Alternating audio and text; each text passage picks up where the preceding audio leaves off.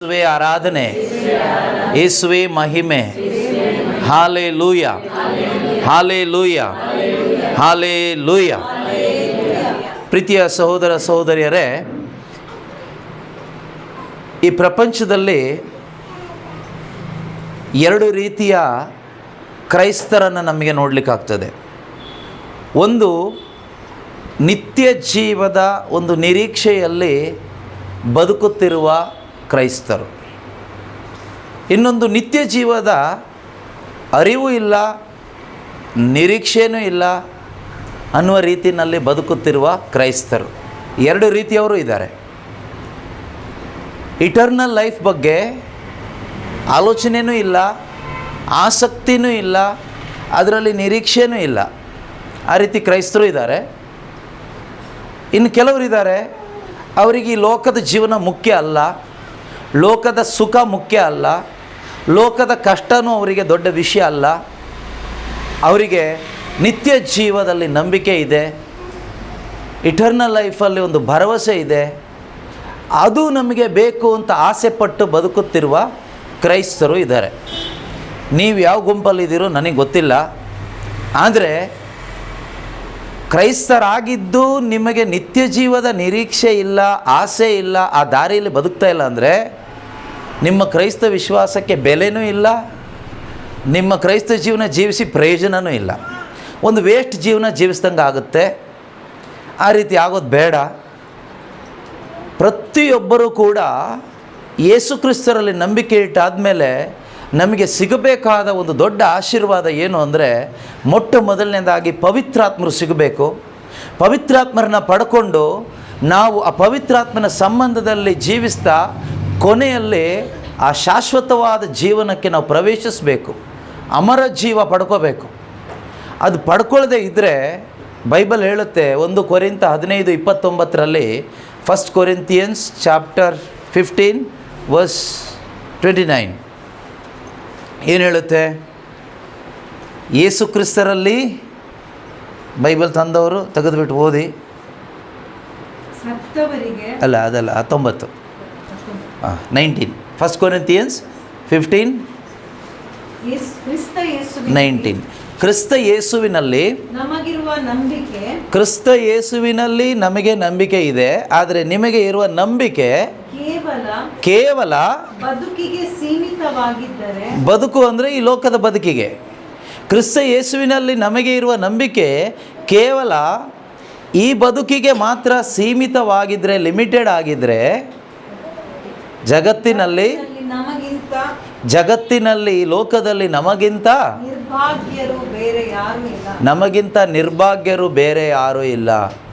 ಈಗ ನೀವು ಭಾಗ್ಯವಂತರಾಗಿ ಬದುಕಬೇಕಾ ಅಥವಾ ನಿರ್ಭಾಗ್ಯರಾಗಿ ಬದುಕಬೇಕಾ ಅನ್ನೋದು ನಿಮ್ಮ ಕೈಯಲ್ಲಿದೆ. ಯಾರು ಭಾಗ್ಯವಂತರು? ಯಾರು ಯೇಸು ಕ್ರಿಸ್ತರಲ್ಲಿಟ್ಟ ವಿಶ್ವಾಸದಿಂದ ಆ ನಿತ್ಯ ಜೀವ ಪಡ್ಕೊಳ್ಳೋದಕ್ಕೋಸ್ಕರ ಬದುಕ್ತಿರಲ್ವಾ, ಅವರು ಭಾಗ್ಯವಂತರು. ಯಾರು ಯೇಸು ಕ್ರಿಸ್ತರಲ್ಲಿ ವಿಶ್ವಾಸ ಇಟ್ಟು ನಮ್ಗೆ ಒಳ್ಳೆಯದಾಗುತ್ತೆ ಅಂದರೆ ಲೌಕಿಕವಾಗಿ ಒಳ್ಳೆಯದಾಗುತ್ತೆ.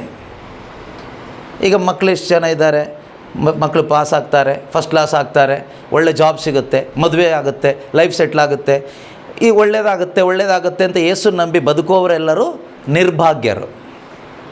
ಯೇಸುನ ನಂಬಬೇಕು. ಯಾಕೆ ನಂಬಬೇಕು ಅಂದರೆ ನಮಗೆ ನಿತ್ಯ ಜೀವ ಸಿಗುತ್ತೆ, ಪಾಪ ಕ್ಷಮೆ ಸಿಗುತ್ತೆ, ನಾವು ಸ್ವರ್ಗ ಸಾಮ್ರಾಜ್ಯಕ್ಕೆ ಪ್ರವೇಶಿಸ್ತೀವಿ, ಒಂದು ದಿನ ದೇವರ ಜೊತೆಯಲ್ಲಿ ಶಾಶ್ವತವಾಗಿ ಬದುಕ್ತೀವಿ. ಇದಕ್ಕಾಗಿ ಯೇಸು ಕ್ರಿಸ್ತರನ್ನ ನಂಬಬೇಕು. ಕೇವಲ ಲೌಕಿಕ ಅಗತ್ಯಗಳಿಗಾಗಿ, ಆಶೀರ್ವಾದಗಳಿಗಾಗಿ ಮಾತ್ರ ನಾವು ಯೇಸು ಕ್ರಿಸ್ತರಲ್ಲಿ ನಂಬಿಕೆ ಇಟ್ಟು ಬದುಕೋದಾದರೆ ನಮ್ಮ ವಿಶ್ವಾಸಕ್ಕೆ ಬೆಲೆನೂ ಇಲ್ಲ, ನಮ್ಮ ವಿಶ್ವಾಸಕ್ಕೆ ಅರ್ಥನೂ ಇಲ್ಲ, ಅಂಥ ಒಂದು ಜೀವನ ಜೀವಿಸಿ ಏನು ಪ್ರಯೋಜನವೂ ಇಲ್ಲ. ಅದರಿಂದ ಪ್ರೀತಿಯ ಸಹೋದರ ಸಹೋದರಿಯರೇ, ಇದು ತುಂಬ ಮುಖ್ಯ. ಯಾಕೆಂದರೆ ಯೇಸು ಸ್ವಾಮಿ ಕೂಡ ಈ ರೀತಿ ಒಂದು ವಿಶ್ವಾಸಿಗಳನ್ನು ಹೇಟ್ ಮಾಡ್ತಾರೆ. ಹೇಟ್ ಅಂದರೆ ಆ ರೀತಿ ಅಲ್ಲ, ಇಷ್ಟ ಇಲ್ಲ ಯೇಸುವಿಗೆ. ಯಾವ ರೀತಿ ವಿಶ್ವಾಸಿಗಳು? ಕಳೆದ ವಾರಗಳಲ್ಲೆಲ್ಲ ನಾವು ಓದ್ತಾ ಇದ್ವಿ ಜಾನ್ ಚಾಪ್ಟರ್ 6. 1 ವೀಕ್ ಫುಲ್ ಅದೇ ಇತ್ತು. ಚರ್ಚಲ್ಲಿ ಬಲಿಪೂಜೆಯಲ್ಲಿ ವಾಚನಗಳು, ಗಾಸ್ಪಲ್ ರೀಡಿಂಗ್ ಏನಿತ್ತು? ಜಾನ್ ಚಾಪ್ಟರ್ 6 ಇತ್ತು. ಮೋರ್ ದೆನ್ 1 ವೀಕ್ ಅದನ್ನೇ ಓದಿದ್ದು. ಅದರಲ್ಲಿ ಯೇಸು ಸ್ವಾಮಿ ಏನು ಹೇಳ್ತಾರೆ? 6ನೇ ಅಧ್ಯಾಯ 25ರಿಂದ ಇರುವಂಥ ವಾಕ್ಯಗಳನ್ನು ಓದಿದರೆ ಅಲ್ಲಿ ಯೇಸು ಸ್ವಾಮಿಯ ಬಳಿಗೆ ಭಾಳಷ್ಟು ಜನ ಬಂದರು. ಸಾವಿರಾರು ಜನ ಕಷ್ಟಪಟ್ಟು ಯೇಸುವನ್ನು ಹುಡುಕಿಕೊಂಡು ಬಂದರು. ಅವರನ್ನು ನೋಡಿ ಯೇಸು ಸ್ವಾಮಿ ಹೇಳುವಂಥ ಮಾತೇನು ಗೊತ್ತಾ? ನೀವು ನನ್ನನ್ನು ಹುಡುಕಿಕೊಂಡು ಬಂದಿದ್ದು ನಿಮಗೆ ನಿತ್ಯ ಜೀವದಲ್ಲಿ ನಂಬಿಕೆ ಇದ್ದಿದ್ದರಿಂದ ಅಲ್ಲ, ನಾನು ಮಾಡಿದ ಬೋಧನೆ ಅರ್ಥ ಆಗಿದ್ದಕ್ಕೆ ನೀವು ವಾಕ್ಯ ಕೇಳಲಿಕ್ಕೋಸ್ಕರ ಬರಲಿಲ್ಲ. ನೀವು ಯಾಕೆ ಬಂದ್ರಿ ನನ್ನನ್ನು ಹುಡುಕಿಕೊಂಡು ಅಂದರೆ ಹೊಟ್ಟೆ ತುಂಬುವಷ್ಟು ರೊಟ್ಟಿ ಸಿಕ್ತು. ಯೇಸು ಅದ್ಭುತ ಮಾಡ್ತಾರೆ, ಯೇಸು ಪವಾಡ ಮಾಡ್ತಾರೆ, ಯೇಸು ಸ್ವಾಮಿ ಹತ್ರ ಹೋದರೆ ಲೈಫ್ ಸೆಟ್ಲ್ ಆಗುತ್ತೆ. ಈ ರೀತಿ ಲೋಕದ ರೊಟ್ಟಿಯನ್ನು ಹುಡುಕಿಕೊಂಡು ನೀವು ಬಂದಿದ್ದೀರಿ, ಅಳಿದು ಹೋಗುವ ಆಹಾರ ಹುಡುಕಿಕೊಂಡು ಬಂದಿದ್ದೀರಿ. ಇವತ್ತು ನಮ್ಮಲ್ಲಿ ಎಷ್ಟೋ ಜನ ಅಲ್ಲಿ ಧ್ಯಾನಕೂಟ ಇದೆ, ಇಲ್ಲಿ ಧ್ಯಾನಕೂಟ ಇದೆ, ಅಲ್ಲಿ ಒಬ್ಬರು ಬ್ರದರ್ ಇದ್ದಾರೆ, ಇಲ್ಲಿ ಒಬ್ಬರು ಫಾದರ್ ಇದ್ದಾರೆ ಅಂತ ಹುಡುಕಿ ಓಡ್ತಾನೇ ಇರ್ತೀವಿ. ಯಾಕೆ ಓಡ್ತೀವಿ ಅಂದರೆ ವಾಕ್ಯ ಕೇಳಲಿಕ್ಕಲ್ಲ, ಆಶೀರ್ವಾದ ಪಡ್ಕೊಳ್ಳಿಕ್ಕೆ. ಏನೋ ಒಂದು ಬೇಕು ನಮಗೆ, ಅದು ಸಿಗುತ್ತೆ ಅಂತ ಗೊತ್ತು. ಯಾಕೆ ಅಂದರೆ ಯೇಸು ದೇವರು, ಸರ್ವಶಕ್ತರು, ಅದ್ಭುತ ಮಾಡ್ತಾರೆ, ಸತ್ತವ್ರನ್ನ ಎಬ್ಬಿಸಿದ್ದಾರೆ, ರೋಗಿಗಳನ್ನ ಗುಣಪಡಿಸಿದ್ದಾರೆ, ಪವಾಡ ಮಾಡಿದ್ದಾರೆ, ನಮ್ಮ ಜೀವನದಲ್ಲೂ ಪವಾಡ ಮಾಡ್ತಾರೆ. ಈ ರೀತಿ ಪವಾಡಕ್ಕಾಗಿ ಓಡುವಂತಹ ವೇಸ್ಟ್ ಕ್ರಿಶ್ಚಿಯನ್ಸ್ ತುಂಬ ಜನ ಇದ್ದಾರೆ. ನಿರ್ಭಾಗ್ಯರು. ಯಾಕೆ ನಿರ್ಭಾಗ್ಯರು ಅಂದರೆ ನೀವು ನಿತ್ಯ ಜೀವವನ್ನು ಆಸೆ ಪಡ್ತಾನೇ ಇಲ್ಲ. ಆಸೆ ಪೂರ್ತಿ ಬರೀ ಲೋಕ, ಬರೀ ಹಣ ಮಾಡಬೇಕು, ಸಂಪಾದನೆ ಮಾಡಬೇಕು, ತಿನ್ನಬೇಕು, ಕುಡಿಬೇಕು, ಮಜಾ ಮಾಡಬೇಕು, ಈ ನಶಿಸಿ ಹೋಗುವ ಶರೀರವನ್ನು ತೃಪ್ತಿಪಡಿಸಬೇಕು. ಇದೇ ಜೀವನದ ಗುರಿ. ಅದೊಂದು ಫೂಲಿಶ್ನೆಸ್ ಅಲ್ವಾ, ಮೂರ್ಖತನ ಅಲ್ವಾ? ಎಷ್ಟು ಮೂರ್ಖತನ ಅಂದರೆ ನೀವು ಈ ಶರೀರವನ್ನು ಎಷ್ಟು ಚೆನ್ನಾಗಿ ನೋಡಿಕೊಂಡ್ರೂ ಇದು ಒಂದು ದಿನ ಯಾವುದೋ ಹುಳ ತಿನ್ಕೊಂಡು ಹೋಗುತ್ತೆ. ಮತ್ತು ನಾವು ಮಾಡೋ ಪ್ರಾರ್ಥನೆ ಪೂರ್ತಿ ಈ ಶರೀರಕ್ಕೋಸ್ಕರ ಮಾತ್ರ ಆದರೆ ಅದರಷ್ಟು ಮೂರ್ಖತನ ಬೇರೆ ಯಾವುದಿದೆ? ಆದ್ದರಿಂದ ಯೇಸು ಸ್ವಾಮಿ ಹೇಳಿದ್ದು ಅಳಿದು ಹೋಗುವ, ಆ ವಾಕ್ಯ ಓದಿ 26-27ನೇ ವಾಕ್ಯ. ಯೋವಾನನ ಶುಭ ಸಂದೇಶ, gospel of John chapter 6 verse 26 and 27. ಯೇಸು ಕ್ರಿಸ್ತರನ್ನು ಹುಡುಕಿಕೊಂಡು ಬಂದ ಆ ಜನರಿಗೆ ಅವ್ರನ್ನ ನೋಡಿ ಹೇಳ್ತಾರೆ, ನಾನು ನಿಮಗೆ ಸತ್ಯವಾಗಿ ಹೇಳುತ್ತೇನೆ, ನೀವು ನನ್ನನ್ನು ಹುಡುಕಿಕೊಂಡು ಬಂದದ್ದು ಸೂಚಕ ಕಾರ್ಯಗಳನ್ನು ನೋಡಿ ಅರ್ಥ ಮಾಡಿಕೊಂಡಿದ್ದರಿಂದ ಬಂದಿಲ್ಲ, ಹೊಟ್ಟೆ ತುಂಬುವಷ್ಟು ರೊಟ್ಟಿ ಸಿಕ್ಕಿದ್ದರಿಂದ. ಏನು ಸಿಕ್ಕಿದ್ರಿಂದ? ಇವತ್ತು ಧ್ಯಾನಕೂಟಗಳಿಗೆ ಓಡ್ತಿರಲ್ವ? ಯಾಕೆ? ಏನು ಸಿಗುತ್ತೆ ಅಂತ ಓಡ್ತೀರಿ ಹೇಳಿ? ಆಶೀರ್ವಾದ ಏನೋ ಸಿಗುತ್ತೆ ಅಂತ ಓಡ್ತೀರಿ. ಆದರೆ ವಾಕ್ಯ ಸಿಗುತ್ತೆ ಅಥವಾ ವಾಕ್ಯ ಬೇಕು ಅಂತ ಎಷ್ಟು ಜನ ಓಡ್ತೀರಿ? ನಿತ್ಯ ಜೀವ ಕೊಡುವ ವಾಕ್ಯ ಬೇಕು, ವಾಕ್ಯ ಸಿಗುತ್ತೆ ಅಂತ ಎಷ್ಟು ಜನ ಓಡ್ತೀವಿ? ಓಡಲ್ಲ. ಅದೇ ನಿಮಗೆ ದುಡ್ಡು ಸಿಗುತ್ತೆ ಅಂದರೆ ಓಡ್ತೀವಿ, ಹಣ ಸಿಗುತ್ತೆ ಅಂದರೆ ಓಡ್ತೀವಿ, ನಿಮಗೆ ಜಾಬಲ್ಲಿ ಪ್ರಮೋಷನ್ ಸಿಗುತ್ತೆ ಅಂದರೆ ಓಡ್ತೀವಿ, ನಿಮ್ಮ ಸಾಲ ಎಲ್ಲ ತೀರುತ್ತೆ ಅಂದರೆ ಅಂಥ ಜಾಗಕ್ಕೆ ಓಡ್ತೀವಿ. ಅಥವಾ ಏನೋ ಒಂದು ಸಿಗುತ್ತೆ, ಅಳಿದು ಹೋಗುವ ಆಶೀರ್ವಾದ ಸಿಗುತ್ತೆ ಅಂದರೆ ಓಡಿ ಹೋಗ್ತೀವಿ. ಕಷ್ಟಪಟ್ಟು ರಜಾ ಹಾಕಿ ಎಲ್ಲ ಮಾಡಿ ಹೋಗ್ತೀವಿ. ಅದೇ ನೀವು ಬನ್ನಿ, ಸ್ವಲ್ಪ ನಿತ್ಯ ಜೀವದ ವಾಕ್ಯಗಳು ಸಿಗುತ್ತೆ, ತೆಗೆದುಕೊಳ್ಳಿ, ಕಲ್ತ್ಕೊಳ್ಳಿ, ತುಂಬಿಸ್ಕೊಳ್ಳಿ ಅಂದರೆ ಟೈಮ್ ಇಲ್ಲ, ಕಮಿಟ್ಮೆಂಟ್ ಇದೆ, ಬ್ಯುಸಿ ಅಂತೆಲ್ಲ ಹೇಳ್ತೀವಿ. ಕಾರಣ ಏನು ಗೊತ್ತಾ? ನಿಮ್ಮ ಒಳಗಡೆ ನಿತ್ಯ ಜೀವದಲ್ಲಿ ನಂಬಿಕೆ ಇಲ್ಲ, ನಿತ್ಯ ಜೀವದಲ್ಲಿ ಆಸಕ್ತಿ ಇಲ್ಲ, ಅಮರ ಜೀವದಲ್ಲಿ ಆಸಕ್ತಿ ಇಲ್ಲ. ಅಮರ ಜೀವ ಇದೆ ಅನ್ನೋದೇ ಗೊತ್ತಿಲ್ಲ. ಬರೀ ಲೋಕ ಇದೆ, ಹಣ ಇದೆ, ಮನುಷ್ಯರಿದ್ದಾರೆ, ದೇಹ ಇದೆ, ಇಲ್ಲಿ ಚೆನ್ನಾಗಿರಬೇಕು, ಇಷ್ಟೇ ನಮ್ಮ ತಲೆಯಲ್ಲಿರೋದು. ಅಂಥವ್ರನ್ನ ನೋಡಿ ಅವತ್ತು ಯೇಸು ಹೇಳಿದ್ದು, ಅಳಿದು ಹೋಗುವ ಆಹಾರಕ್ಕಾಗಿ ತವಕ ಪಡಬೇಡಿ, ದುಡಿಯಬೇಡಿ, ಉಳಿಯುವ ಮತ್ತು ನಿತ್ಯ ಜೀವವನ್ನು ಕೊಡುವ ಆಹಾರಕ್ಕಾಗಿ ದುಡಿಯಿರಿ. ಇಂಥ ಆಹಾರ ಅಂದರೆ ನಿತ್ಯ ಜೀವ ಕೊಡುವ ಆಹಾರವನ್ನು ನಿಮಗೆ ನೀಡುವವನು ನರಪುತ್ರನೇ, ಯೇಸು ಕ್ರಿಸ್ತರೇ ಆಗಿದ್ದಾರೆ. ಆದ್ದರಿಂದ ಪ್ರೀತಿಯ ಸಹೋದರ ಸಹೋದರಿಯರೇ, ಯೇಸು ಸ್ವಾಮಿ ಬಯಸ್ತಾ ಇದ್ದಾರೆ ನಾವೆಲ್ಲರೂ ಅವರ ಬಳಿಗೆ ಬರಬೇಕು. ಯಾಕೆ ಬರಬೇಕು ಅಂದರೆ ನಿತ್ಯ ಜೀವ ಕೊಡುವ ಆಹಾರಕ್ಕಾಗಿ ಅವರ ಬಳಿಗೆ ಬರಬೇಕು. ಇವತ್ತು ನಮ್ಮಲ್ಲಿ ಏನಿಲ್ಲ ಗೊತ್ತಾ? ನಿತ್ಯ ಜೀವ ಇಲ್ಲ, ಅದಕ್ಕೆ ನೆಮ್ಮದಿ ಇಲ್ಲ, ಸಮಾಧಾನ ಇಲ್ಲ. ಎಷ್ಟೋ ಜನ ಕ್ರೈಸ್ತರು ಹೇಳುವಂಥ ಮಾತು, ಶಾಂತಿ ಇಲ್ಲ, ನೆಮ್ಮದಿ ಇಲ್ಲ, ಸಮಾಧಾನ ಇಲ್ಲ. ಯಾಕಿಲ್ಲ ಅಂದರೆ ನಿನ್ನೊಳಗಡೆ ನಿತ್ಯ ಜೀವನೇ ಇಲ್ಲ. ನಿನ್ನ ಒಳಗಡೆ ಏನಿದೆ? ಮರಣ ಇದೆ. ಬರೀ ಮರಣ ಅಲ್ಲ, ನಿತ್ಯ ಮರಣ ಇದೆ. ಆದರೆ ಕ್ರೈಸ್ತರಷ್ಟೇ, ನಾಮಕಾವಸ್ಥೆಗೆ ನಾವು ಹುಟ್ಟು ಕ್ರೈಸ್ತರು, ಕಥೋಲಿಕ ಕ್ರೈಸ್ತರು ಅಥವಾ ಇನ್ಯಾವುದೋ ಕ್ರೈಸ್ತರು, whatever Christians. If you do not have the Holy Spirit in you, you are a waste body. ಏನು ಪ್ರಯೋಜನ ಇಲ್ಲ. ನಮ್ಮ ಒಳಗಡೆ ಪರಿಶುದ್ಧಾತ್ಮರು ಇದ್ದರೆ ಮಾತ್ರವೇ ಈ ಬಾಡಿ ಯೂಸ್ಫುಲ್ ಆಗ್ತದೆ. ಪ್ರೀತಿಯ ಸಹೋದರ ಸಹೋದರಿಯರೇ, ಈ ದೇಹದಲ್ಲಿ ಯಾರು ಇರಬೇಕು ಅಂದರೆ ಇದರ ಯಜಮಾನ ಇರಬೇಕು, ದೇವರಿರಬೇಕು. ಇದರ ಯಜಮಾನ ಇಲ್ಲದೆ ಇದ್ದರೆ ಈ ದೇಹ ಒಂದು ಪಿಶಾಚಿಯ ಗುಹೆ ಥರ ಆಗುತ್ತೆ, ದೆವ್ವದ ಆಲಯ ಆಗುತ್ತೆ. ದೇವಾಲಯದಲ್ಲಿ ದೇವರಿರಬೇಕು. ಬೈಬಲ್ ಹೇಳುತ್ತೆ, ನೀನೇ ದೇವರ ಆಲಯ. ನಿನ್ನ ಒಳಗಡೆ ಯಾರು ಇರಬೇಕಾಗಾದ್ರೆ ದೇವರು ವಾಸವಾಗಿದ್ದರೆ ನೀನು ದೇವರ ಆಲಯ. ಪರಿಶುದ್ಧಾತ್ಮರು ವಾಸವಾಗಿದ್ದರೆ ದೇವರ ಆಲಯ. ಪರಿಶುದ್ಧಾತ್ಮರು ಇಲ್ಲದೆ ಇದ್ದರೆ ದೆವ್ವಾಲಯ, ಪ್ರೇತಾಲಯ. ಒಳಗಡೆ ಪ್ರೇತಗಳನ್ನು ದೆವ್ವಗಳನ್ನು ಹಾಕ್ಕೊಂಡು ಶಾಂತಿ ಇಲ್ಲ, ನಿದ್ದೆ ಬರ್ತಾ ಇಲ್ಲ, ಸಮಾಧಾನ ಇಲ್ಲ, ಟೆನ್ಷನ್ ಆಗ್ತಾ ಇದೆ, ಚಿಂತೆ ಚಿಂತೆ ಚಿಂತೆ ಅಂದರೆ ಪರಿಹಾರ ಏನು? ಪರಿಹಾರ ಒಂದೇ, ನಿನ್ನ ಒಳಗಡೆ ದೇವರನ್ನ ಸ್ವೀಕಾರ ಮಾಡಬೇಕು.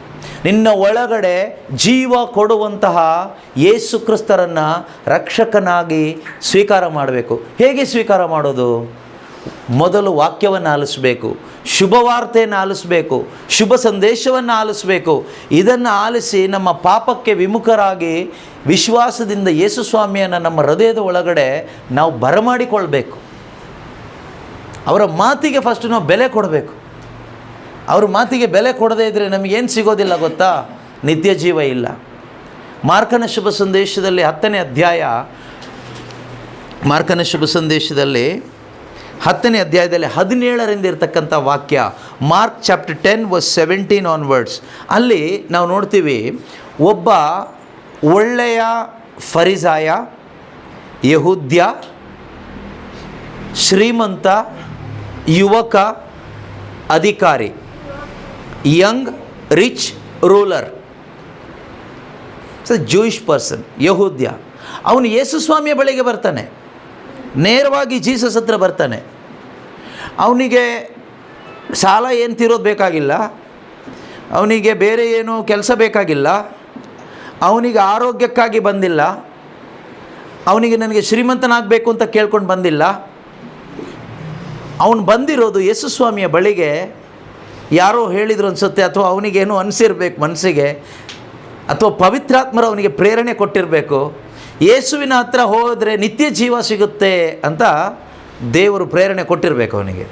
ಅದಕ್ಕೆ ಅವನು ಯೇಸು ಸ್ವಾಮಿ ಹತ್ರ ಓಡಿ ಬಂದು ಕೇಳುವಂಥ ಪ್ರಶ್ನೆ ಏನು ಗೊತ್ತಾ? ಒಳ್ಳೆಯ ಗುರುವೇ, ಅಮರ ಜೀವವು ನನಗೆ ಪ್ರಾಪ್ತಿಯಾಗಬೇಕಾದರೆ ನಾನೇನು ಮಾಡಬೇಕು? ಒಳ್ಳೆಯ ಗುರುವೇ, ಅಮರ ಜೀವ, eternal life, what must I do to inherit eternal life? Tell me. I am ready to do anything to inherit the eternal life. I want eternal life. ಅವನು ಒಳ್ಳೆ ಜಾಬ್ಗಾಗಿ ಏಸು ಹುಡ್ಕೊಂಡು ಬಂದಿಲ್ಲ, ಅಥವಾ ಏನೋ ಒಂದು ಫ್ಯಾಮಿಲಿ ಪ್ರಾಬ್ಲಮ್ ಇದೆ ಸಾಲ್ವ್ ಆಗಬೇಕು ಅಂತ ಜೀಸಸ್ನ ಹುಡ್ಕೊಂಡು ಬಂದಿಲ್ಲ, ಅಥವಾ ನಾವು ಫಾರಿನ್ಗೆ ಹೋಗಬೇಕು, ಅಲ್ಲಿ ವೀಸಾ ಎಲ್ಲ ರೆಡಿ ಆಗಬೇಕು, ಪಾಸ್ಪೋರ್ಟ್ ರೆಡಿ ಆಗಬೇಕು ಅಂತ ಜೀಸಸ್ನ ಹುಡ್ಕೊಂಡು ಬಂದಿಲ್ಲ, ಅಥವಾ ಇನ್ಯಾವುದು ಲೋಕದ ಅವಶ್ಯಕತೆಗಳಿಗೋಸ್ಕರ ಅವನು ಯೇಸುವನ್ನು ಹುಡುಕಿಕೊಂಡು ಬಂದಿಲ್ಲ. He came to Jesus seeking eternal life. ಅವನು ಹೇಳ್ತಾನೆ, ಯೇಸುವೆ ನನಗೆ ನಿತ್ಯ ಜೀವ ಬೇಕು. ಯೇಸು ಅವನನ್ನು ಬಹಳ ಪ್ರೀತಿಯಿಂದ ನೋಡಿ ಹೇಳ್ತಾರೆ, you obey the commandment of God. ದೇವರ ಆಜ್ಞೆಗಳು ನಿನಗೆ ಗೊತ್ತಲ್ವಾ? You follow the commandments of God, you will have eternal life. ಅವನು ಹೇಳ್ತಾನೆ, ತನ್ನನ್ನೇ ಸಮರ್ಥನೆ ಮಾಡ್ಕೊಳ್ಳೋದಕ್ಕೆ ನಾವು ಹೇಳ್ತೀವಲ್ವ, ನಾವು ಪ್ರಾರ್ಥನೆ ಮಾಡ್ತೀವಿ, ನಮಗೆ ಯೇಸು ಗೊತ್ತು, ನಾ ದೇವ್ರ ಮಕ್ಕಳೇ, ನಮ್ಮಲ್ಲಿ ಪವಿತ್ರಾತ್ಮರಿದ್ದಾರೆ, ನಮಗೆ ನಿತ್ಯ ಜೀವದಲ್ಲಿ ನಂಬಿಕೆ ಇದೆ, ನಮಗೆ ವಿಶ್ವಾಸ ಇದೆ. ಹೇಳೋದಿಲ್ವಾ? ಹೇಳ್ತೀವಿ. ನೀವು ಹೇಳೋದಿಲ್ಲ, ನಾನು ಹೇಳ್ತೀನಿ. ಏನು ಹೇಳ್ತೀವಿ? ನಿಮಗೆ ನಂಬಿಕೆ ಇದೆಯಾ? ಯೇಸು ನಂಬ್ತೀವಿ. ನಿತ್ಯ ಜೀವ, ಅದು ನಂಬಿಕೆ ಇದೆ. ಪವಿತ್ರಾತ್ಮರಿದ್ದಾರಾ? ಇದ್ದಾರೆ. ಎಲ್ಲಿದ್ದಾರೆ? ನಮ್ಮ ಒಳಗಡೆನೇ ಇದ್ದಾರೆ. ಇದೆಲ್ಲ ಹೇಳ್ತೀವಿ. ಅವನು ಹಾಗೆ ಹೇಳ್ದ. ಯೇಸು ಹೇಳಿದ್ರು, ನೀನು ದೇವರ ಆಜ್ಞೆಗಳನ್ನು ಅನುಸರಿಸಪ್ಪ, ನಿನಗೆ ನಿತ್ಯ ಜೀವ ಸಿಗುತ್ತೆ. You obey the commandments of God, you will have eternal life. ಅವನು ತನ್ನನ್ನೇ ಸಮರ್ಥಿಸಿಕೊಂಡ, ನಾನೆಲ್ಲ ಮಾಡ್ತಾ ಇದ್ದೀನಿ ಅಂತ.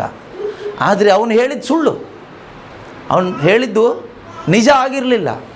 ನಾವು ಹೇಳ್ತೀವಲ್ಲ ಎಷ್ಟೋ ಬಾರಿ, ನಾವು ಯೇಸುನೇ ನಂಬೋದು, ಯೇಸು ಒಬ್ಬರನ್ನೇ ಆರಾಧಿಸೋದು, ಅವರು ಬಿಟ್ಟರೆ ನಮಗೆ ಯಾರೂ ಇಲ್ಲ, ನಮ್ಮ ಜೀವನ ಅವ್ರಿಗೆ ಒಪ್ಪಿಸ್ಬಿಟ್ಟಿದ್ದೀವಿ, ನಮಗೇನು ಭಯ ಇಲ್ಲ ಅಂತ ಹೇಳ್ತೀವಿ. ರಾತ್ರಿ ನಿದ್ದೆ ಬರೋದಿಲ್ಲ ಅಂತಲೂ ಹೇಳ್ತೀವಿ, ಟೆನ್ಷನ್ ಆಗ್ತಾಯಿದೆ ಅಂತಲೂ ಹೇಳ್ತೀವಿ, ಸಮಾಧಾನ ಇಲ್ಲ ಅಂತಲೂ ಹೇಳ್ತೀವಿ. ಅಂದರೆ ಒಂದು ರೀತಿ ನಾಟಕ ಮಾಡಿಕೊಂಡು ನಾವು ಬದುಕ್ತಾ ಇದ್ದೀವಿ.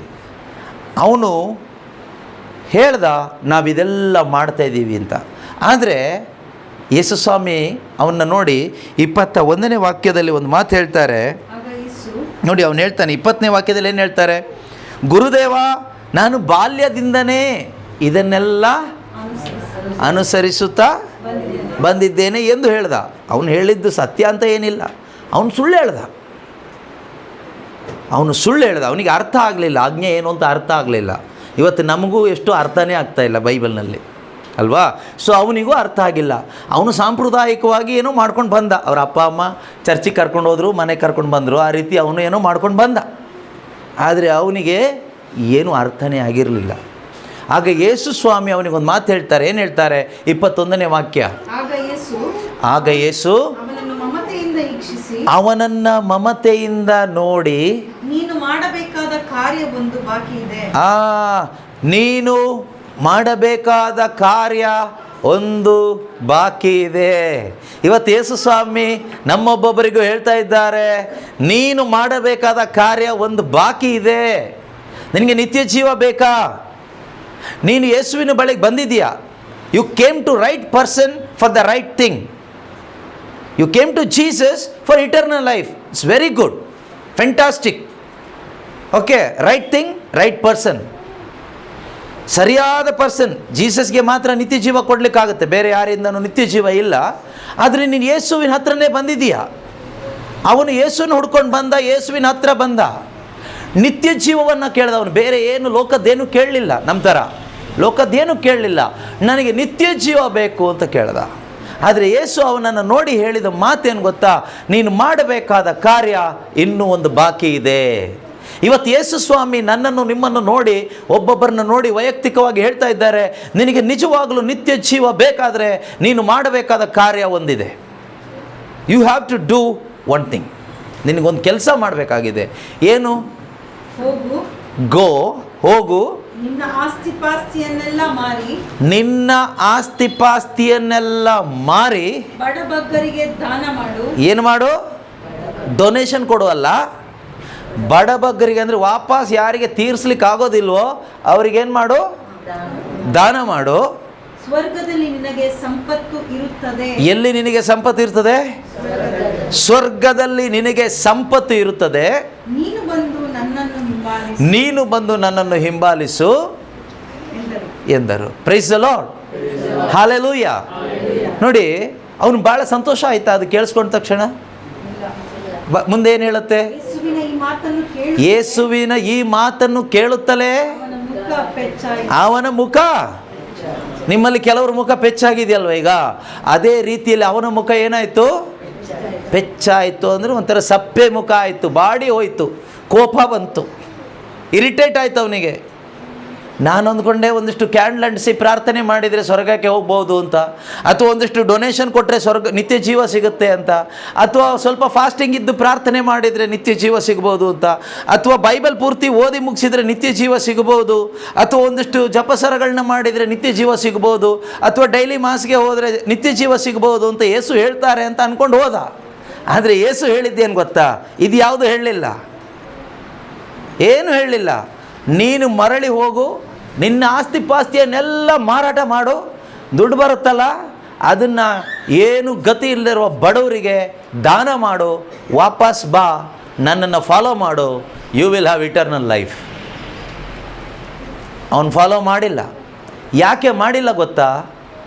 ಅವನ ಹೃದಯದಲ್ಲಿ ಅವನು ಹಣಕ್ಕೆ ಮೊದಲ ಸ್ಥಾನ ಕೊಟ್ಟ, ಲೋಕಕ್ಕೆ ಮೊದಲ ಸ್ಥಾನ ಕೊಟ್ಟ. ಅದಕ್ಕೆ ಅವನಿಗೆ ಬೇಸರ ಆಯಿತು, ಅದಕ್ಕೆ ಅವನು ಮರಳಿ ಹೋದ.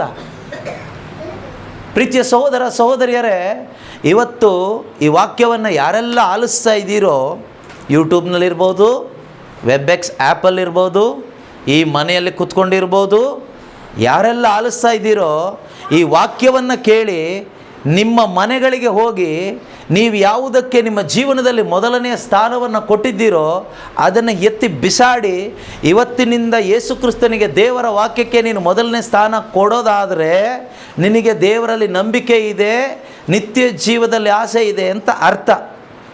ಅದಿಲ್ಲದೇ ನೀವೇನು ಕೇಳಿಸ್ಕೊಂಡ್ರಿ, ಮನೆಗೆ ಹೋದ್ರಿ, ನಿಮ್ಮ ಪಾಡಿಗೆ ನೀವು ಜೀವಿಸೋದಾದರೆ ನಿಮಗೆ ನಷ್ಟ ಆಗೋದು ಬೇರೆ ಏನೂ ಅಲ್ಲ, ನಿತ್ಯ ಜೀವ ನಷ್ಟ ಆಗುತ್ತೆ.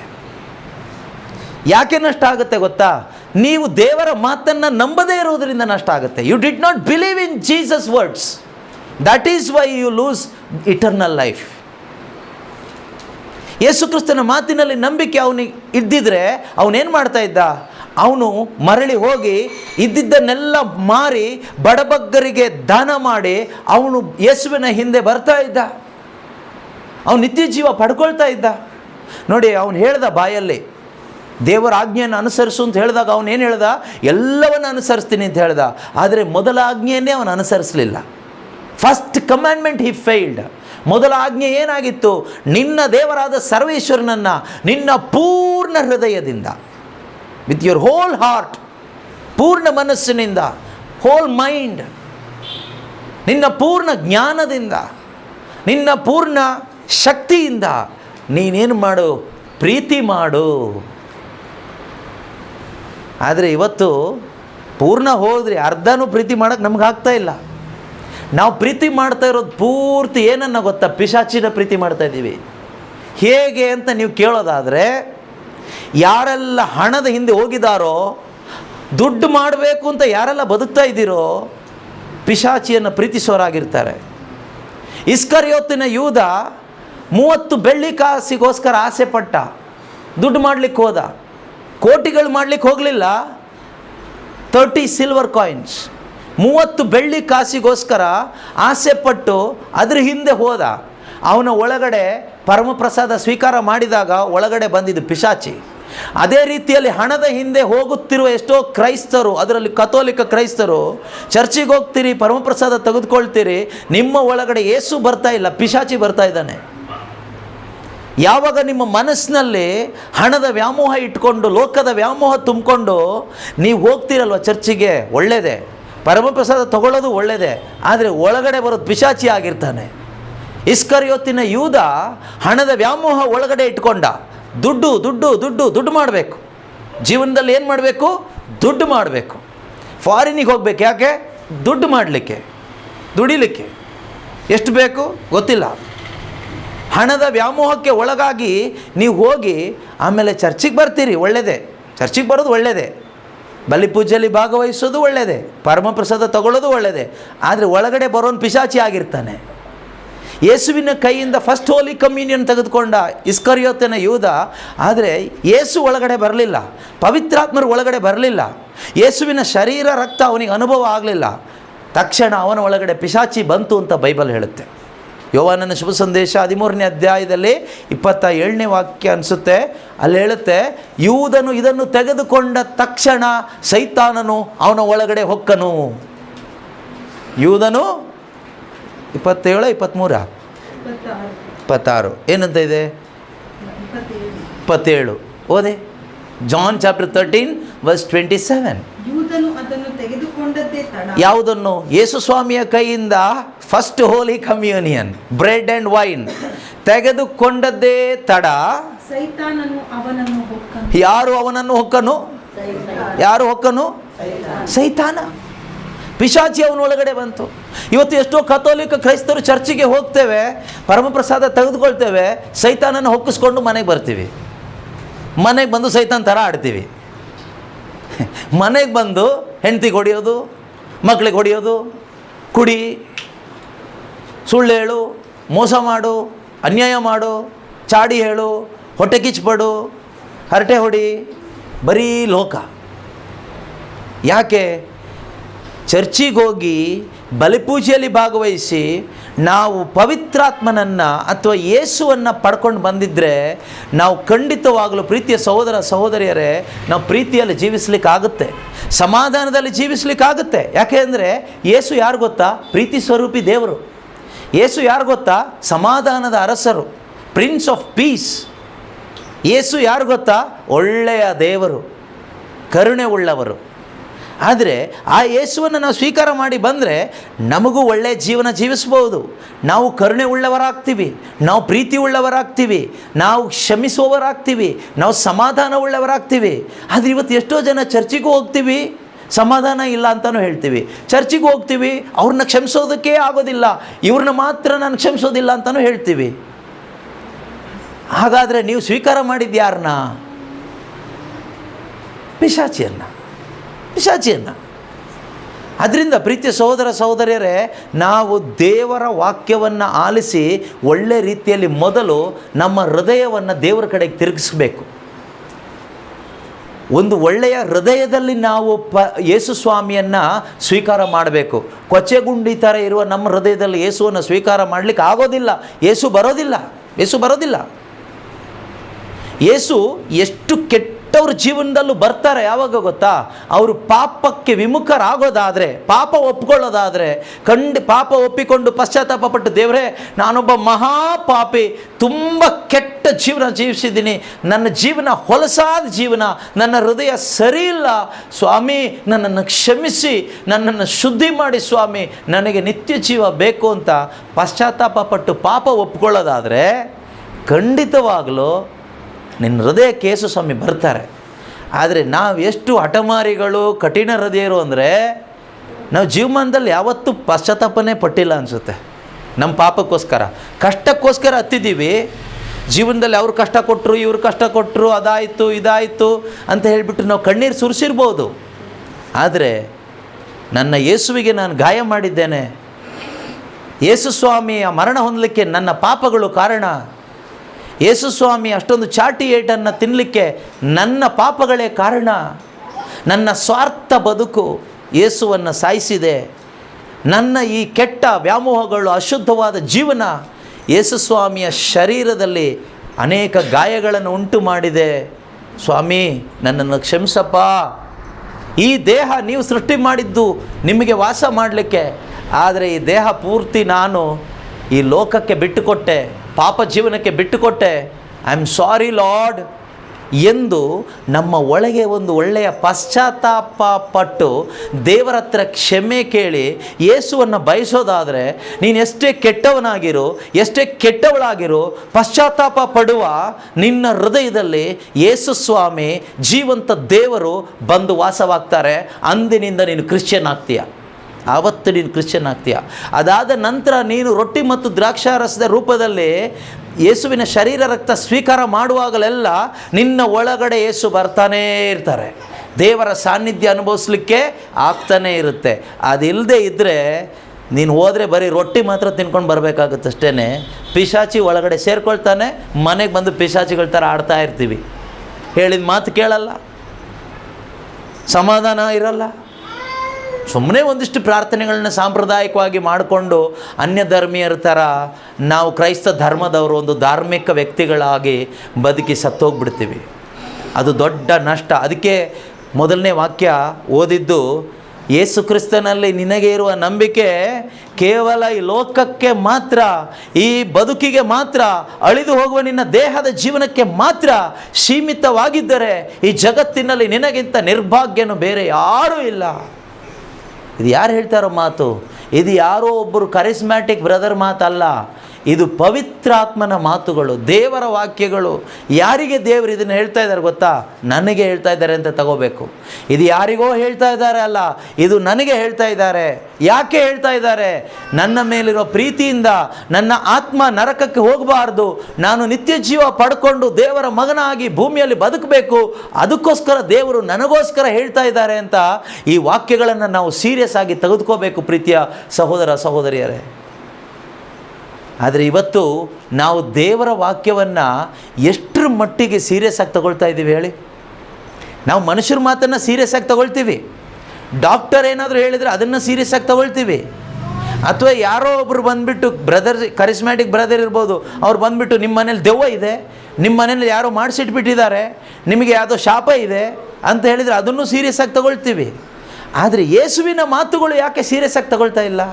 ದೇವರ ಮಾತುಗಳು ಯಾಕೆ ಸೀರಿಯಸ್ ಆಗಿ ತಗೊಳ್ತಾ ಇಲ್ಲ ಅಲ್ವಾ? ಸೊ ಯಾಕೆ ತಗೊಳ್ತಾ ಇಲ್ಲ ಅಂದರೆ, ಫಸ್ಟ್ ಆಫ್ ಆಲ್ ನಮಗೆ ಯೇಸು ಕ್ರಿಸ್ತರ ಮೇಲೆ ನಂಬಿಕೆನೇ ಇಲ್ಲ. ನಮ್ಮ ನಂಬಿಕೆ ಪೂರ್ತಿ ಮನುಷ್ಯರ ಮೇಲೆ, ದುಡ್ಡಿನ ಮೇಲೆ, ಇನ್ನು ಕೆಲವರಿಗೆ ಪಿಶಾಚಿ ಮೇಲೆ, ಈ ಮಾಟ ಮಂತ್ರದ ಮೇಲೆ. ಯೇಸು ಕ್ರಿಸ್ತನಲ್ಲಿ ನಂಬಿಕೆ ಇದ್ದವರು ಅವರ ಮಾತನ್ನು ಸೀರಿಯಸ್ ಆಗಿ ತಗೊಳ್ತಾರೆ. ಇವತ್ತಿನ ಕ್ರೈಸ್ತರಿಗಂತೂ ಯೇಸುನಲ್ಲಿ ನಂಬಿಕೆನೇ ಇಲ್ಲ. ಇದ್ದಿದ್ದರೆ ಅವರು ಯೇಸುವಿನ ಮಾತನ್ನು ಭಾಳ ಸೀರಿಯಸ್ ಆಗಿ ತಗೊಳ್ತಾರೆ, ತೆಗೆದುಕೊಂಡು ಅದನ್ನು ಅನುಸರಣೆ ಮಾಡ್ತಾರೆ, ಬೇಜಾರು ಮಾಡ್ಕೊಂಡು ಹೋಗೋದಿಲ್ಲ. ಅವನೇನು ಮಾಡ್ದ, ಆ ಧನಿಕ ಯುವಕ ಏನು ಮಾಡ್ದ, ಅವನಿಗೆಲ್ಲ ಇತ್ತು, ಆದರೆ ಅವನ ಹೃದಯದಲ್ಲಿ ಜೀವ ಇರಲಿಲ್ಲ. ಅವನಲ್ಲಿ ಒಳ್ಳೆ ಯೌವನ ಇತ್ತು, ಒಳ್ಳೆ ಪ್ರಾಯ ಇತ್ತು, ಆರೋಗ್ಯ ಇತ್ತು, ಅವನೇನು ರೋಗಿಯಾಗಿ ಸಾಯೋ ಮಟ್ಟದಲ್ಲಿ ಇರಲಿಲ್ಲ. ಹಿ ವಾಸ್ ಯಂಗ್, ಅವನಿಗೆ ಒಳ್ಳೆ ಅಧಿಕಾರ ಇತ್ತು, ಒಳ್ಳೆ ಜಾಬ್ ಇತ್ತು, ವೆಲ್ ಸೆಟಲ್ಡ್, ಒಳ್ಳೆ ಇನ್ಕಮ್ ಇತ್ತು, ಶ್ರೀಮಂತನಾಗಿದ್ದ. ಬೈಬಲ್ ಹೇಳುತ್ತೆ, ನಾನು ಹೇಳ್ತಾ ಇರೋದಲ್ಲ. He was young rich ruler, he has everything. ಆದರೆ ಅವನ ಒಳಗಡೆ ಒಂದು ದೊಡ್ಡ ಕೊರತೆ ಇತ್ತು. ಆ ಕೊರತೆ ಯೇಸುವಿನ ಕೊರತೆ. ಇವತ್ತು ನಮ್ಮಲ್ಲಿ ಕೊರತೆ ಇದೆ. ಇಲ್ಲಿರುವ ನಮ್ಮೊಬ್ಬೊಬ್ಬರಲ್ಲಿಯೂ ಒಂದು ಕೊರತೆ ಇದೆ. ಆ ಕೊರತೆ ಆರೋಗ್ಯದ ಕೊರತೆ ಅಲ್ಲ, ಹಣದ ಕೊರತೆ ಅಲ್ಲ, ಕಾರಿನ ಕೊರತೆ ಅಲ್ಲ, ಮನೆ ಕೊರತೆ ಅಲ್ಲ. ನಿನ್ನ ಒಳಗಡೆ ಇರುವ ನಿಜವಾದ ಒಂದು ಕೊರತೆ, lacking is, you are lacking God, you are lacking Holy Spirit, you are lacking Jesus, you are lacking eternal life. ನೋಡಿ, ಇದು ಗೊತ್ತಾದ ಮೇಲೆ ನಾವೇನು ಮಾಡಬೇಕು ಗೊತ್ತಾ? ಇದನ್ನು ಪಡ್ಕೋಬೇಕು. ಸೈತಾನ ವಂಚಿಸ್ತಾನೆ ನಮ್ಮನ್ನು. ನೀನು ಆಲ್ರೆಡಿ ಪಡ್ಕೊಂಡು ಬಿಟ್ಟಿದೆಯಾ, ನಿನಗೇನು ಬೇಕಾಗಿಲ್ಲ ಅಂತ ಹೇಳ್ತಾನೆ. ನಿಮ್ಮಲ್ಲಿ ಎಷ್ಟೋ ಜನ ಪಡ್ಕೊಂಡೇ ಇಲ್ಲ. ಪ್ರೀತಿಯ ಸಹೋದರ ಸಹೋದರಿಯರೇ, ಸೈತಾನ ಹೇಳುವ ಸುಳ್ಳನ್ನು ನಂಬಿ ನಿತ್ಯ ಜೀವ ಕಳ್ಕೋಬೇಡಿ. ಯಾಕೆಂದರೆ ನಿತ್ಯ ಜೀವ ಅನ್ನೋದೊಂದು ಇದೆ. ಅದನ್ನು ಕೊಡಲಿಕ್ಕೇ ಯೇಸು ಕ್ರಿಸ್ತರು, ದೇವರು ಈ ಭೂಮಿಗೆ ಮನುಷ್ಯನಾಗಿ ಬಂದು ಶಿಲುಬೆ ಮೇಲೆ ಸತ್ತಿದ್ದು. ಯೋವಾನ 3:16 ನಾವು ಓದ್ತೀವಿ. ಜಾನ್ 3:16 ನಮಗೆ ಹೇಳುತ್ತೆ, ಅಂದರೆ ದೇವರ ವಾಕ್ಯ ನಮಗೆ ಹೇಳಿಕೊಡುತ್ತೆ, ದೇವರು ನನ್ನನ್ನು ನಿಮ್ಮನ್ನು ಎಷ್ಟಾಗಿ ಪ್ರೀತಿಸಿದರು ಎಂದರೆ ತನ್ನ ಒಬ್ಬನೇ ಮಗನಾದ ಯೇಸು ಕ್ರಿಸ್ತನನ್ನು ನನಗೋಸ್ಕರ ನಿಮಗೋಸ್ಕರ ಗೋಲ್ಗೊತ್ತಾ ಬೆಟ್ಟದಲ್ಲಿ ಯಜ್ಞವಾಗಿ ಬಲಿಯಾಗಿ ಅರ್ಪಿಸಿದರು. ಯಾಕೆ ಅರ್ಪಿಸಿದರು ಅಂದರೆ ನಮ್ಮ ಕಾಯಿಲೆ ವಾಸಿ ಆಗಲಿಕ್ಕಲ್ಲ, ನಮ್ಮ ಸಾಲ ತೀರ್ಲಿಕ್ಕಲ್ಲ, ನಮಗೆ ಒಳ್ಳೆ ಸೈಟ್ ತಗೊಂಡು ಮನೆ ಕಟ್ಟಲಿಕ್ಕಲ್ಲ. ಯಾಕೆ ಅಂದರೆ ಆತನಲ್ಲಿ ವಿಶ್ವಾಸ ಇಟ್ಟ ಯಾರು ನಾಶವಾಗದೆ ಎಲ್ಲರೂ ನಿತ್ಯ ಜೀವ ಪಡ್ಕೋಬೇಕು. ಅದಕ್ಕೋಸ್ಕರ ಓದ್ತೀರಾ ಯಾರಾದರೂ? ಕನ್ನಡದಲ್ಲೋ, ಕೊಂಕಣಿಯಲ್ಲೋ, ಇಂಗ್ಲೀಷಲ್ಲೋ, ನಿಮ್ಗೆ ಅರ್ಥ ಆಗೋ ಭಾಷೆಯಲ್ಲಿ ಓದಿ. ಆ ಲೋಕ ಅಂದರೆ ನಾನು ಮತ್ತು ನೀನು. ದೇವರು ನನ್ನನ್ನು ನಿನ್ನನ್ನು ಎಷ್ಟಾಗಿ ಪ್ರೀತಿ ಮಾಡಿದರು ಅಂದರೆ ಏನನ್ನು ಧಾರೆ ಎರೆದರು? ತಮ್ಮ ಏಕೈಕ ಪುತ್ರನನ್ನೇ ನಮಗೋಸ್ಕರ, ಲೋಕಕ್ಕೋಸ್ಕರ, ಪಾಪಿಗೋಸ್ಕರ ಧಾರೆ ಎರೆದರು. ನಾವೇನು ಕೊಡ್ತೀವಿ ದೇವರಿಗೆ? ನಾವೇನು ಕೊಡಲ್ಲ. ಆಯಿತಾ? ನೀವು ಏನು ಕೊಟ್ಟರು ನಿಮ್ಮನ್ನು ಕೊಡದೇ ಇದ್ದರೆ ದೇವರಿಗೆ ಬೇಕಾಗಿಲ್ಲ. ದೇವರು ಪ್ರಾಣ ಕೊಟ್ಟಿದ್ದು ನೀವು ಕೊಡುವ ಚಿಲ್ಲರೆ ಕಾಸಿಗೋಸ್ಕರ ಅಲ್ಲ, ನೀವು ಕೊಡುವ ಕ್ಯಾಂಡ್ಲು ಹೂವು ಎಲ್ಲ ಕೊಡ್ತೀರಲ್ಲ ಅದಕ್ಕೋಸ್ಕರ ಅಲ್ಲ. ದೇವರು ಪ್ರಾಣ ಕೊಟ್ಟಿದ್ದು ನಿನಗೋಸ್ಕರ, ನಿನ್ನ ಆತ್ಮಕ್ಕೋಸ್ಕರ, ನಿನಗೋಸ್ಕರ. ಸೊ ಆದ್ದರಿಂದ ದೇವ್ರಿಗೆ ಏನು ಬೇಕು ಕೇಳಿದರೆ, ನೀವು ಜೀಸಸ್ ಹತ್ರ ಹೋಗ್ಬಿಟ್ಟು ಜೀಸಸ್ ವಾಟ್ ಯು ವಾಂಟ್ ಅಂತ ಕೇಳಿದರೆ ಜೀಸಸ್ ಹೇಳ್ತಾರೆ, ಐ ವಾಂಟ್ ಯು. ನನಗೆ ನೀನು ಬೇಕು, ನೀನು ನಿನ್ನನ್ನು ಕೊಡ್ತೀಯಾ ಅಂತ ಕೇಳ್ತಾರೆ. ಆದರೆ ನಾವೇನು ಮಾಡ್ತೀವಿ? ಜೀಸಸ್ ನನ್ನ ಹತ್ರ ಏನಿದೆಯೋ ಎಲ್ಲ ಕೊಟ್ಬಿಡ್ತೀವಿ, ಆದರೆ ನನ್ನನ್ನು ಮಾತ್ರ ಬಿಟ್ಬಿಡಿ ಅಂತ ಹೇಳ್ತೀವಿ. ಆದ್ದರಿಂದ ದೇವರು ಲೋಕವನ್ನು ಎಷ್ಟಾಗಿ ಪ್ರೀತಿಸಿದರು ಎಂದರೆ ತನ್ನ ಒಬ್ಬನೇ ಮಗನನ್ನು ಧಾರೆ ಎರೆದರು. ಆತನಲ್ಲಿ ಯೇಸು ಕ್ರಿಸ್ತನಲ್ಲಿ ವಿಶ್ವಾಸ ಇಟ್ಟ ಯಾರು ಏನಾಗದೆ ನಾಶವಾಗದೆ ಎಲ್ಲರೂ ನಿತ್ಯ ಜೀವವನ್ನು ಪಡೆಯಬೇಕೆಂಬುದೇ ಎಲ್ಲರೂ ನಿತ್ಯ ಜೀವವನ್ನು ಪಡೆಯಬೇಕೆಂಬುದೇ ದೇವರ ಉದ್ದೇಶ. ಏನು ಹಾಗಾದರೆ? ಎಲ್ಲರೂ ಏನು ಪಡಿಬೇಕು? ಸೌಖ್ಯ ಪಡಿಬೇಕು ಅಲ್ಲ, ನಿತ್ಯ ಜೀವ ಪಡಿಬೇಕು. ಅಳಿದು ಹೋಗುವ ರೊಟ್ಟಿ ಪಡಿಬೇಕು ಅಲ್ಲ, ನಿತ್ಯ ಜೀವ ಪಡಿಬೇಕು, ಆತ್ಮರಕ್ಷಣೆ ಪಡಿಬೇಕು, ರಕ್ಷಣೆ ಹೊಂದಿಕೊಳ್ಳಬೇಕು, ಅಮರ ಜೀವ ಪಡೆದುಕೊಳ್ಳಬೇಕು, ಇಟರ್ನಲ್ ಲೈಫ್ ಇದು ಪಡೆದುಕೊಳ್ಳಬೇಕು. ಇದು ದೇವರ ಉದ್ದೇಶ.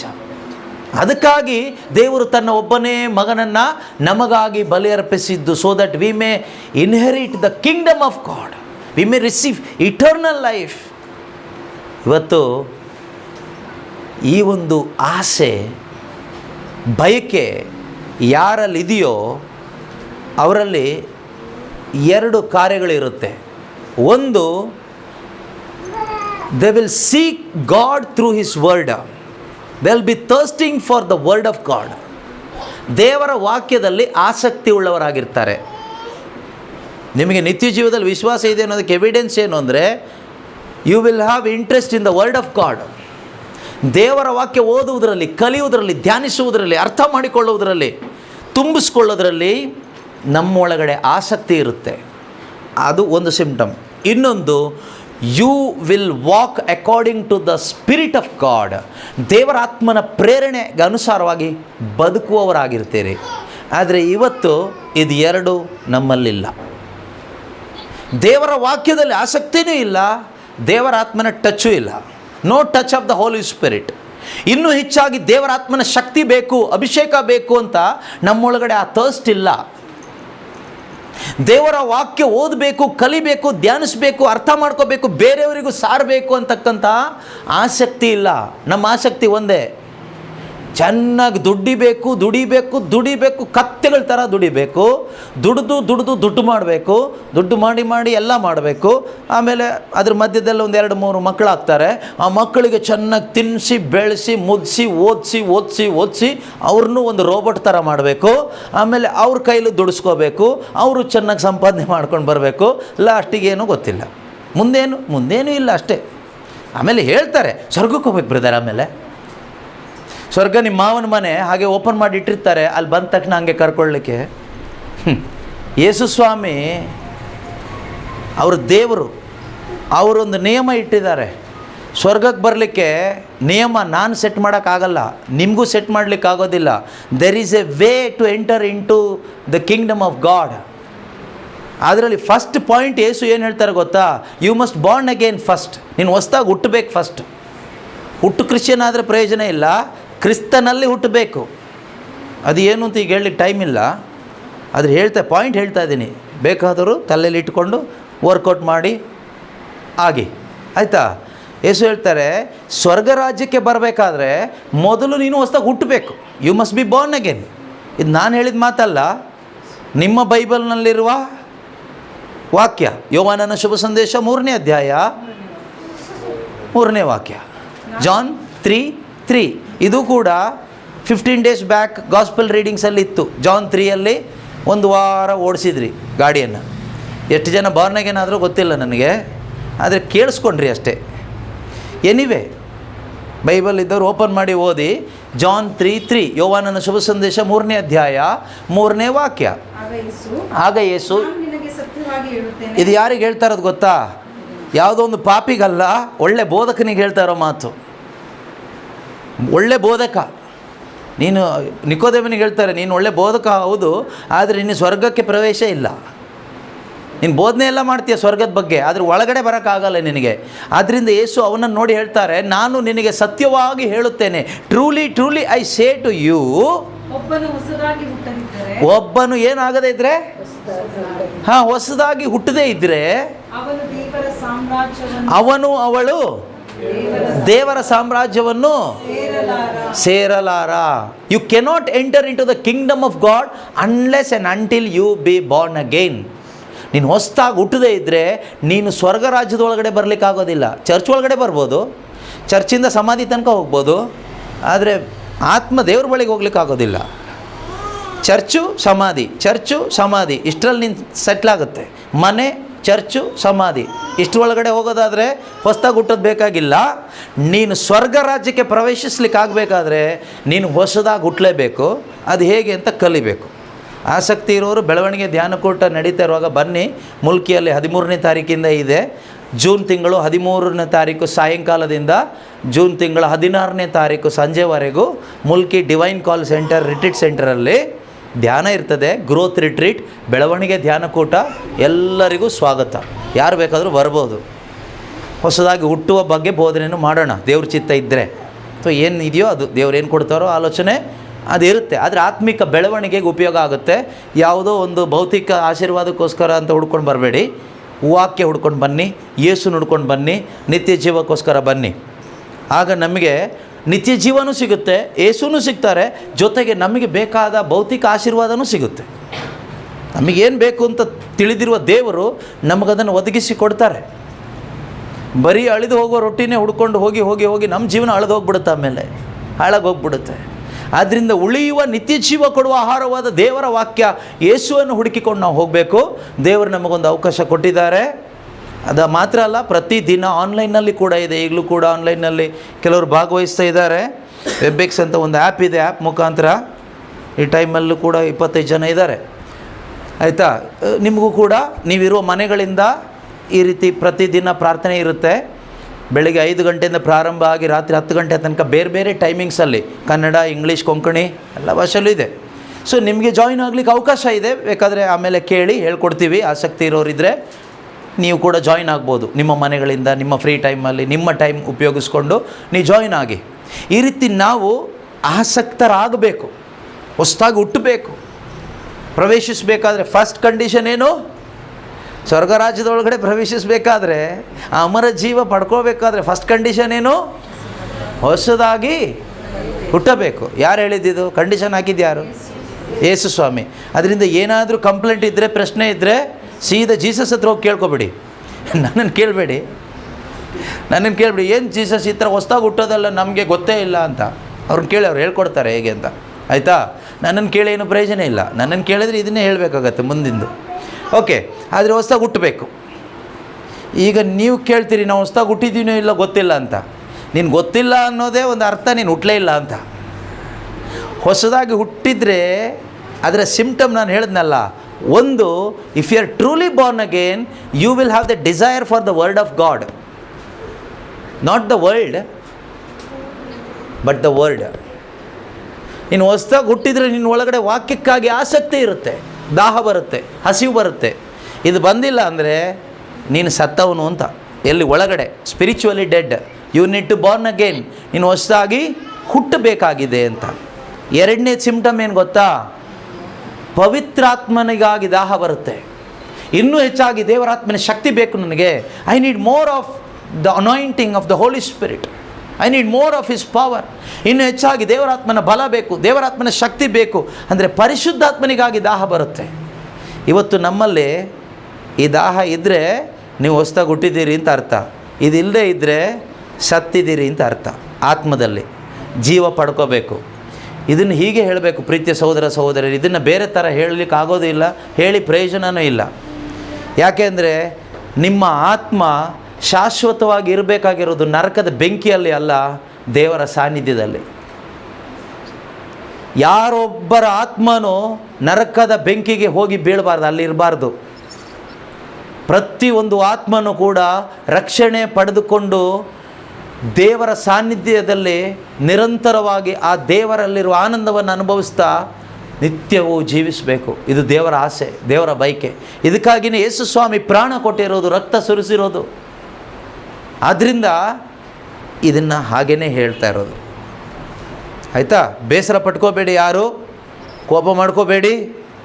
ದಯವಿಟ್ಟು ಈ ಸತ್ಯವನ್ನು ಅರ್ಥ ಮಾಡ್ಕೊಳ್ಳಿ.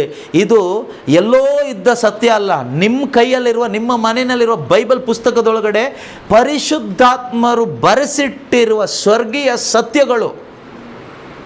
ಯಾತಕ್ಕೋಸ್ಕರ ಗೊತ್ತಾ? ನಮ್ಮ ರಕ್ಷಣೆಗಾಗಿ. ಈ ಬೈಬಲ್ ಯಾಕೆ ಕೇಳಿದರೆ ನಮ್ಮ ರಕ್ಷಣೆಗಾಗಿ. This Bible is for your salvation. ನಮ್ಮ ರಕ್ಷಣೆಗಾಗಿ. ಇದು ಬಿಸ್ನೆಸ್ಗಾಗಿ ಅಲ್ಲ, ಇದು ಆಶೀರ್ವಾದಕ್ಕಾಗಿರೋ ಪುಸ್ತಕನೂ ಅಲ್ಲ, ಇದು ಕೇವಲ ಅದ್ಭುತಕ್ಕಾಗಿರೋ ಪುಸ್ತಕ ಅಲ್ಲ. ಇದು ನಿನ್ನ ನಿತ್ಯ ಜೀವಕ್ಕಾಗಿ.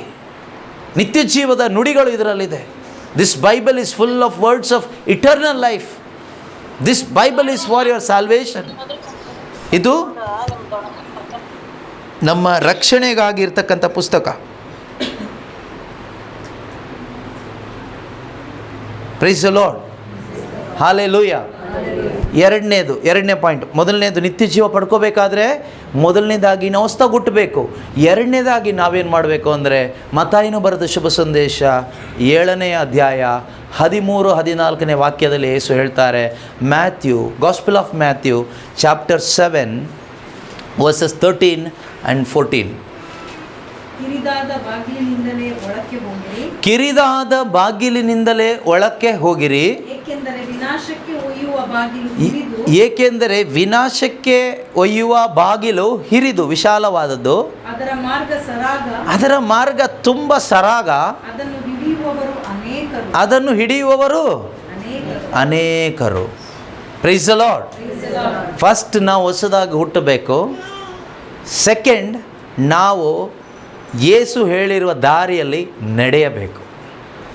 ಯಾವ ದಾರಿ ಅದು? ಕಿರಿದಾದ ದಾರಿ, ಅಂದರೆ ಇಕ್ಕಟ್ಟಾದ ದಾರಿ, narrow way. Not a broad wide way but narrow way. Yesu ಮುಂಚಿತವಾಗಿ ಹೇಳಿದ್ದಾರೆ, ಆ ಇಕ್ಕಟ್ಟಾದ ದಾರಿಯಲ್ಲಿ ಬರುವವರು ಕೆಲವರು ಮಾತ್ರ ಅಂತೆ. ಆ ಕೆಲವರು ನಾವೆಲ್ಲರೂ ಆಗಬೇಕು. ಇವತ್ತು ಯಾರೆಲ್ಲ ಈ ಸಂದೇಶವನ್ನು ಆಲಿಸ್ತಾ ಇದ್ದೀವೋ ನಾವೆಲ್ಲರೂ ಆ ಕೆಲವರಾಗಬೇಕು. ಆ ಇಕ್ಕಟ್ಟಾದ ದಾರಿಯಲ್ಲಿ ಬರುವವರಾಗಬೇಕು. ಆ ದಾರಿಯಲ್ಲಿ ಹೋಗುವವರಿಗೆ ಮಾತ್ರ ಏನು ಸಿಗುತ್ತಂತೆ? ಏನು ಸಿಗುತ್ತೆ? ದುಡ್ಡು ಸಿಗೋದಿಲ್ಲ, ಆಸ್ತಿ ಪಾಸ್ತಿ ಸಿಗೋದಿಲ್ಲ, ಕಳ್ಕೋಬೇಕಾಗುತ್ತೆ. ಆದರೆ ಏನು ಸಿಗುತ್ತೆ? ನಿತ್ಯವಾದ ಜೀವ ಸಿಗುತ್ತೆ, ಅಮರವಾದ ಜೀವನ ಸಿಗುತ್ತೆ, ಅಳಿಯದ ಜೀವನ ಸಿಗುತ್ತೆ.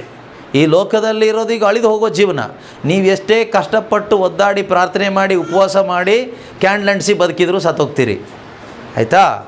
ಆದರೆ ನೀವು ಹೊಸದಾಗಿ ಹುಟ್ಟಿ ಯೇಸು ಹೇಳಿದ ಇಕ್ಕಟ್ಟಾದ ದಾರಿಯಲ್ಲಿ ನಡ್ಕೊಂಡು ಬಂದರೆ ನಿತ್ಯ ಜೀವ ಪಡ್ಕೊಳ್ತೀರಿ.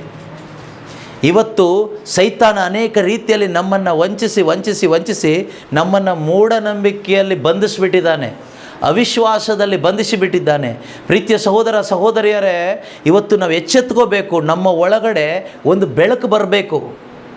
ಬೆಳಕು ಬರೋದು ಎಲ್ಲಿಂದ ಗೊತ್ತಾ? ವಾಕ್ಯದಿಂದ, ಶುಭ ಸಂದೇಶದಿಂದ ನಮ್ಮ ಒಳಗಡೆ ಏನು ಬರುತ್ತೆ? ಬೆಳಕು ಬರುತ್ತೆ. ನಮಗೆ ಯಾಕೆ ಈ ವಾಕ್ಯದ ಬೆಳಕು ಸಿಗ್ತಾ ಇಲ್ಲ? ಇವತ್ತಿನ ಯುವಕ ಯುವತಿಯರಿಗೆ, ಯೂತ್ಸ್, ಗಂಡು ಮಕ್ಕಳು ಹೆಣ್ಣು ಮಕ್ಕಳು ಇದ್ದಾರಲ್ವ ನಮ್ಮ ಕುಟುಂಬಗಳಲ್ಲಿ, ಅವರಿಗೆ ಯಾಕೆ ಈ ವಾಕ್ಯದಲ್ಲಿರೋ ಬೆಳಕು ಕಾಣ್ತಾ ಇಲ್ಲ? 2 ಕೊರಿಂಥ 4:4 ದೇವರು ಹೇಳ್ತಾರೆ ಯಾಕೆ ಕಾಣ್ತಾ ಇಲ್ಲ ಅಂತ. ಯಾಕೆ ಕಾಣ್ತಾ ಇಲ್ಲ? ನಮ್ಮ ಮಕ್ಕಳಿಗೆ ಮೊಬೈಲ್ ಫೋನಲ್ಲಿರೋದೆಲ್ಲ ಕಾಣಿಸುತ್ತೆ, ಅಲ್ಲಿರೋ ಎಲ್ಲ ಅಶುದ್ಧತೆಗಳು ಕಾಣಿಸುತ್ತೆ, ಎಲ್ಲ A to Z ಎಲ್ಲ ಕಾಣಿಸುತ್ತೆ, ಎಲ್ಲ ಅರ್ಥ ಆಗುತ್ತೆ. ಆದರೆ ಬೈಬಲ್ ಓದಿದರೆ ಏನೂ ಅರ್ಥ ಆಗೋದಿಲ್ಲ. ಬೈಬಲ್ ಓದು, ನಂಗೆ ಅರ್ಥ ಆಗೋದಿಲ್ಲ, I can't understand anything, so I don't want to read. Why you can't understand? You can understand all the lustful things of this world. ಈ ಲೋಕದ ಸಕಲ ಅಶುದ್ಧತೆಗಳು ನಿನಗೆ ಅರ್ಥ ಆಗುತ್ತೆ, ಈ ಲೋಕದ ಎಲ್ಲ ನಿನಗೆ ಅರ್ಥ ಆಗುತ್ತೆ, ಮುಂದಿನ ಭವಿಷ್ಯದಲ್ಲಿ ಏನಾಗುತ್ತೆ ಅಂತಲೂ ಅರ್ಥ ಆಗುತ್ತೆ. ಆದರೆ ಈ ಬೈಬಲ್ ಪುಸ್ತಕದಲ್ಲಿ ನಿತ್ಯ ಜೀವಕ್ಕೆ ಸಂಬಂಧಪಟ್ಟಿದ್ದು ಬರೆದಿರೋದು ನಮ್ಮ ಕ್ರೈಸ್ತ ಕುಟುಂಬದಲ್ಲಿರುವ ಮಕ್ಕಳಿಗೆ ಅರ್ಥನೇ ಆಗೋದಿಲ್ಲ ಅಂತೆ. ಯಾಕೆ ಅರ್ಥ ಆಗೋದಿಲ್ಲ ಗೊತ್ತಾ? ಫಸ್ಟ್ ಆಫ್ ಆಲ್ ಅಪ್ಪ ಅಮ್ಮಂಗೆ ಅರ್ಥ ಆಗ್ತಾ ಇಲ್ಲ. ಈ ದೊಡ್ಡ ತಲೆಗಳಿಗೆ ಅರ್ಥ ಆಗಲ್ಲ, ಇನ್ನು ಚಿಕ್ಕ ತಲೆಗಳಿಗೆ ಏನು ಅರ್ಥ ಆಗುತ್ತೆ ಅಲ್ವಾ? ಯಾಕೆ ಅರ್ಥ ಆಗ್ತಾ ಇಲ್ಲ ಈ ದೊಡ್ಡದಕ್ಕೂ ಚಿಕ್ಕದಕ್ಕೂ ಎರಡಕ್ಕೂ ಸೇರಿ? ಕಾರಣ ಏನು? What is the reason that you do not understand the word of God? There is a reason. ಓದಿ. ಫಸ್ಟ್, ಇವರು ವಿಶ್ವಾಸಿಸುವುದಿಲ್ಲ ಏಕೆಂದರೆ ಪೃಥ್ವಿಯ ಮಿಥ್ಯ ದೈವ ಅಂದರೆ ಪಿಶಾಚಿ. Okay, false god of this world. ಪೃಥ್ವಿಯ ಮಿಥ್ಯ ದೈವವು ಇವರ ಮನಸ್ಸನ್ನು ಮಂಕಾಗಿಸಿದೆ. ಏನು ಮಾಡಿಬಿಟ್ಟಿದೆ? ಇವರ ಮನಸ್ಸನ್ನು ಮಂಕು ಮಾಡಿಬಿಟ್ಟಿದೆ. Satan has blinded their eyes, their spiritual eyes. ಮಂಕು ಮಾಡಿಬಿಟ್ಟಿದೆ. ದೇವರ ಪ್ರತಿರೂಪವಾಗಿರುವ ಕ್ರಿಸ್ತ ಯೇಸುವಿನ ಮಹಿಮೆಯನ್ನು ಸಾರುವ ಶುಭ ಸಂದೇಶದ ಬೆಳಕನ್ನು ಕಾಣದಂತೆ, ಯಾವುದನ್ನು ಕಾಣದಂತೆ? ಈ ಬೈಬಲ್ ಒಳಗಡೆ ಬೆಳಕಿದೆ, ಆಯ್ತಾ? ಇದರ ಒಳಗಡೆ ಇರುವ ವಾಕ್ಯದಲ್ಲಿ ಬೆಳಕಿದೆ. ಲೈಟ್, ಡಿವೈನ್ ಲೈಟ್, ಸ್ವರ್ಗೀಯ ಬೆಳಕು ಇದ್ರ ಒಳಗಡೆ ಇದೆ. ನಿತ್ಯ ಜೀವಕ್ಕೆ ಹೋಗುವ ದಾರಿ ತೋರಿಸುವ ಬೆಳಕು, ಟಾರ್ಚ್ ಇದ್ರ ಒಳಗಡೆ ಇದೆ. ನಿತ್ಯ ಜೀವಕ್ಕೆ ಹೋಗ್ಬೇಕಂದ್ರೆ ನಮಗೆ ಹೇಗೆ ಹೋಗೋದು? ಇದು ಓಪನ್ ಮಾಡಿ, ಇದ್ರ ಒಳಗಡೆ ಬೆಳಕಿದೆ, ಟಾರ್ಚ್ ಇದೆ. ಟಾರ್ಚ್ ಹೊಡ್ಕೊಂಡು ಹೋದರೆ ಹೋಗ್ಬೋದು. ಈ ಕತ್ತಲೆ ತುಂಬಿದ ಪ್ರಪಂಚದಲ್ಲಿ ಕತ್ತಲೆಯಲ್ಲಿ ನಡಿಬೇಕಾದ್ರೆ ಟಾರ್ಚ್ ಯೂಸ್ ಮಾಡ್ತೀವಾ? ಯಾಕೆ ಹೇಳಿ? ಎಲ್ಲಿ ಗುಂಡಿ ಇದೆ, ಎಲ್ಲಿ ಹಾವಿದೆಯಾ, ಚೇಳಿದೆಯಾ, ಕಲ್ಲಿದೆಯಾ, ಮುಳ್ಳಿದೆಯಾ, ನಮಗೆ ಕಾಣಿಸ್ಬೇಕು. ದಾರಿ ಸರಿಯಾಗಿ ಕಾಣಿಸ್ಲಿಕ್ಕೆ, ಸರಿಯಾಗಿ ಸೇಫಾಗಿ ನಡ್ಕೊಂಡು ಹೋಗಲಿಕ್ಕೆ ರಾತ್ರಿಯಲ್ಲಿ ನಾವು ಅಲ್ಲಿ ದೂರ ಹೋಗುವಾಗ ಟಾರ್ಚ್ ಇಟ್ಕೊಂಡು ಹೋಗ್ತೀವಿ. ಈಗ ಮೊಬೈಲ್ ಫೋನಲ್ಲೇ ಟಾರ್ಚ್ ಸಿಗುತ್ತೆ, ಆಯಿತಾ? ಮೊಬೈಲ್ ಫೋನಲ್ಲೇ ಟಾರ್ಚ್ ಇದೆ. ಈ ಟಾರ್ಚ್ ಆಫ್ ಆದರೆ ಮೊಬೈಲ್ ಫೋನಲ್ಲಿ ಹೀಗೆ ನೋಡಿಕೊಂಡು ಅದರಲ್ಲಿ ಕತ್ಲೆ ದಾರಿಲಿ ಹೋಗ್ಬೋದು. ಆದರೆ ಪ್ರೀತಿಯ ಸಹೋದರ ಸಹೋದರಿಯರೇ, ಅದೇ ರೀತಿಯಲ್ಲಿ ಪ್ರಪಂಚದಲ್ಲಿ ಜೀವಿಸುವಾಗ ಹಾವು ಚೇಳು ಥರ ಇರುವ ಪಿಶಾಚಿಯ ಅನೇಕ ಕುತಂತ್ರಗಳು, ಪಾಪಗಳು ಇದೆ. ನೀವು ಅದನ್ನು ತುಳಿಬಾರ್ದು. ಆ ಒಂದು ಪಾಯ್ಸನ್ ನಿಮ್ಮೊಳಗಡೆ ಬರಬಾರ್ದು. ನಿಮ್ಮ ಜರ್ನಿ, ನಿಮ್ಮ ಮಕ್ಕಳ ಪ್ರಯಾಣ, ನಿಮ್ಮ ಪ್ರಯಾಣ ಸೇಫ್ ಆಗಿರಬೇಕು. ಯಾವ ಕಡೆ? ಟುವರ್ಡ್ಸ್ ಇಟರ್ನಲ್ ಡೆಸ್ಟಿನೇಷನ್, ಅಮರ ಜೀವದ ಕಡೆಗೆ, ಸ್ವರ್ಗ ರಾಜ್ಯದ ಕಡೆಗೆ ನಿಮ್ಮ ಪ್ರಯಾಣ ಸೇಫ್ ಆಗಿರಬೇಕಾದ್ರೆ ನಿಮಗೆ ಬೆಳಕಬೇಕು, ಟಾರ್ಚ್ ಹಿಡ್ಕೊಂಡು ಬದುಕಬೇಕು. ಆ ಟಾರ್ಚ್ ಎಲ್ಲಿದೆ ಕೇಳಿದರೆ ಈ ಬೈಬಲಲ್ಲಿದೆ. ಇದರಲ್ಲಿರುವ ಒಂದೊಂದು ವಾಕ್ಯದಲ್ಲೂ ಬೆಳಕಿದೆ.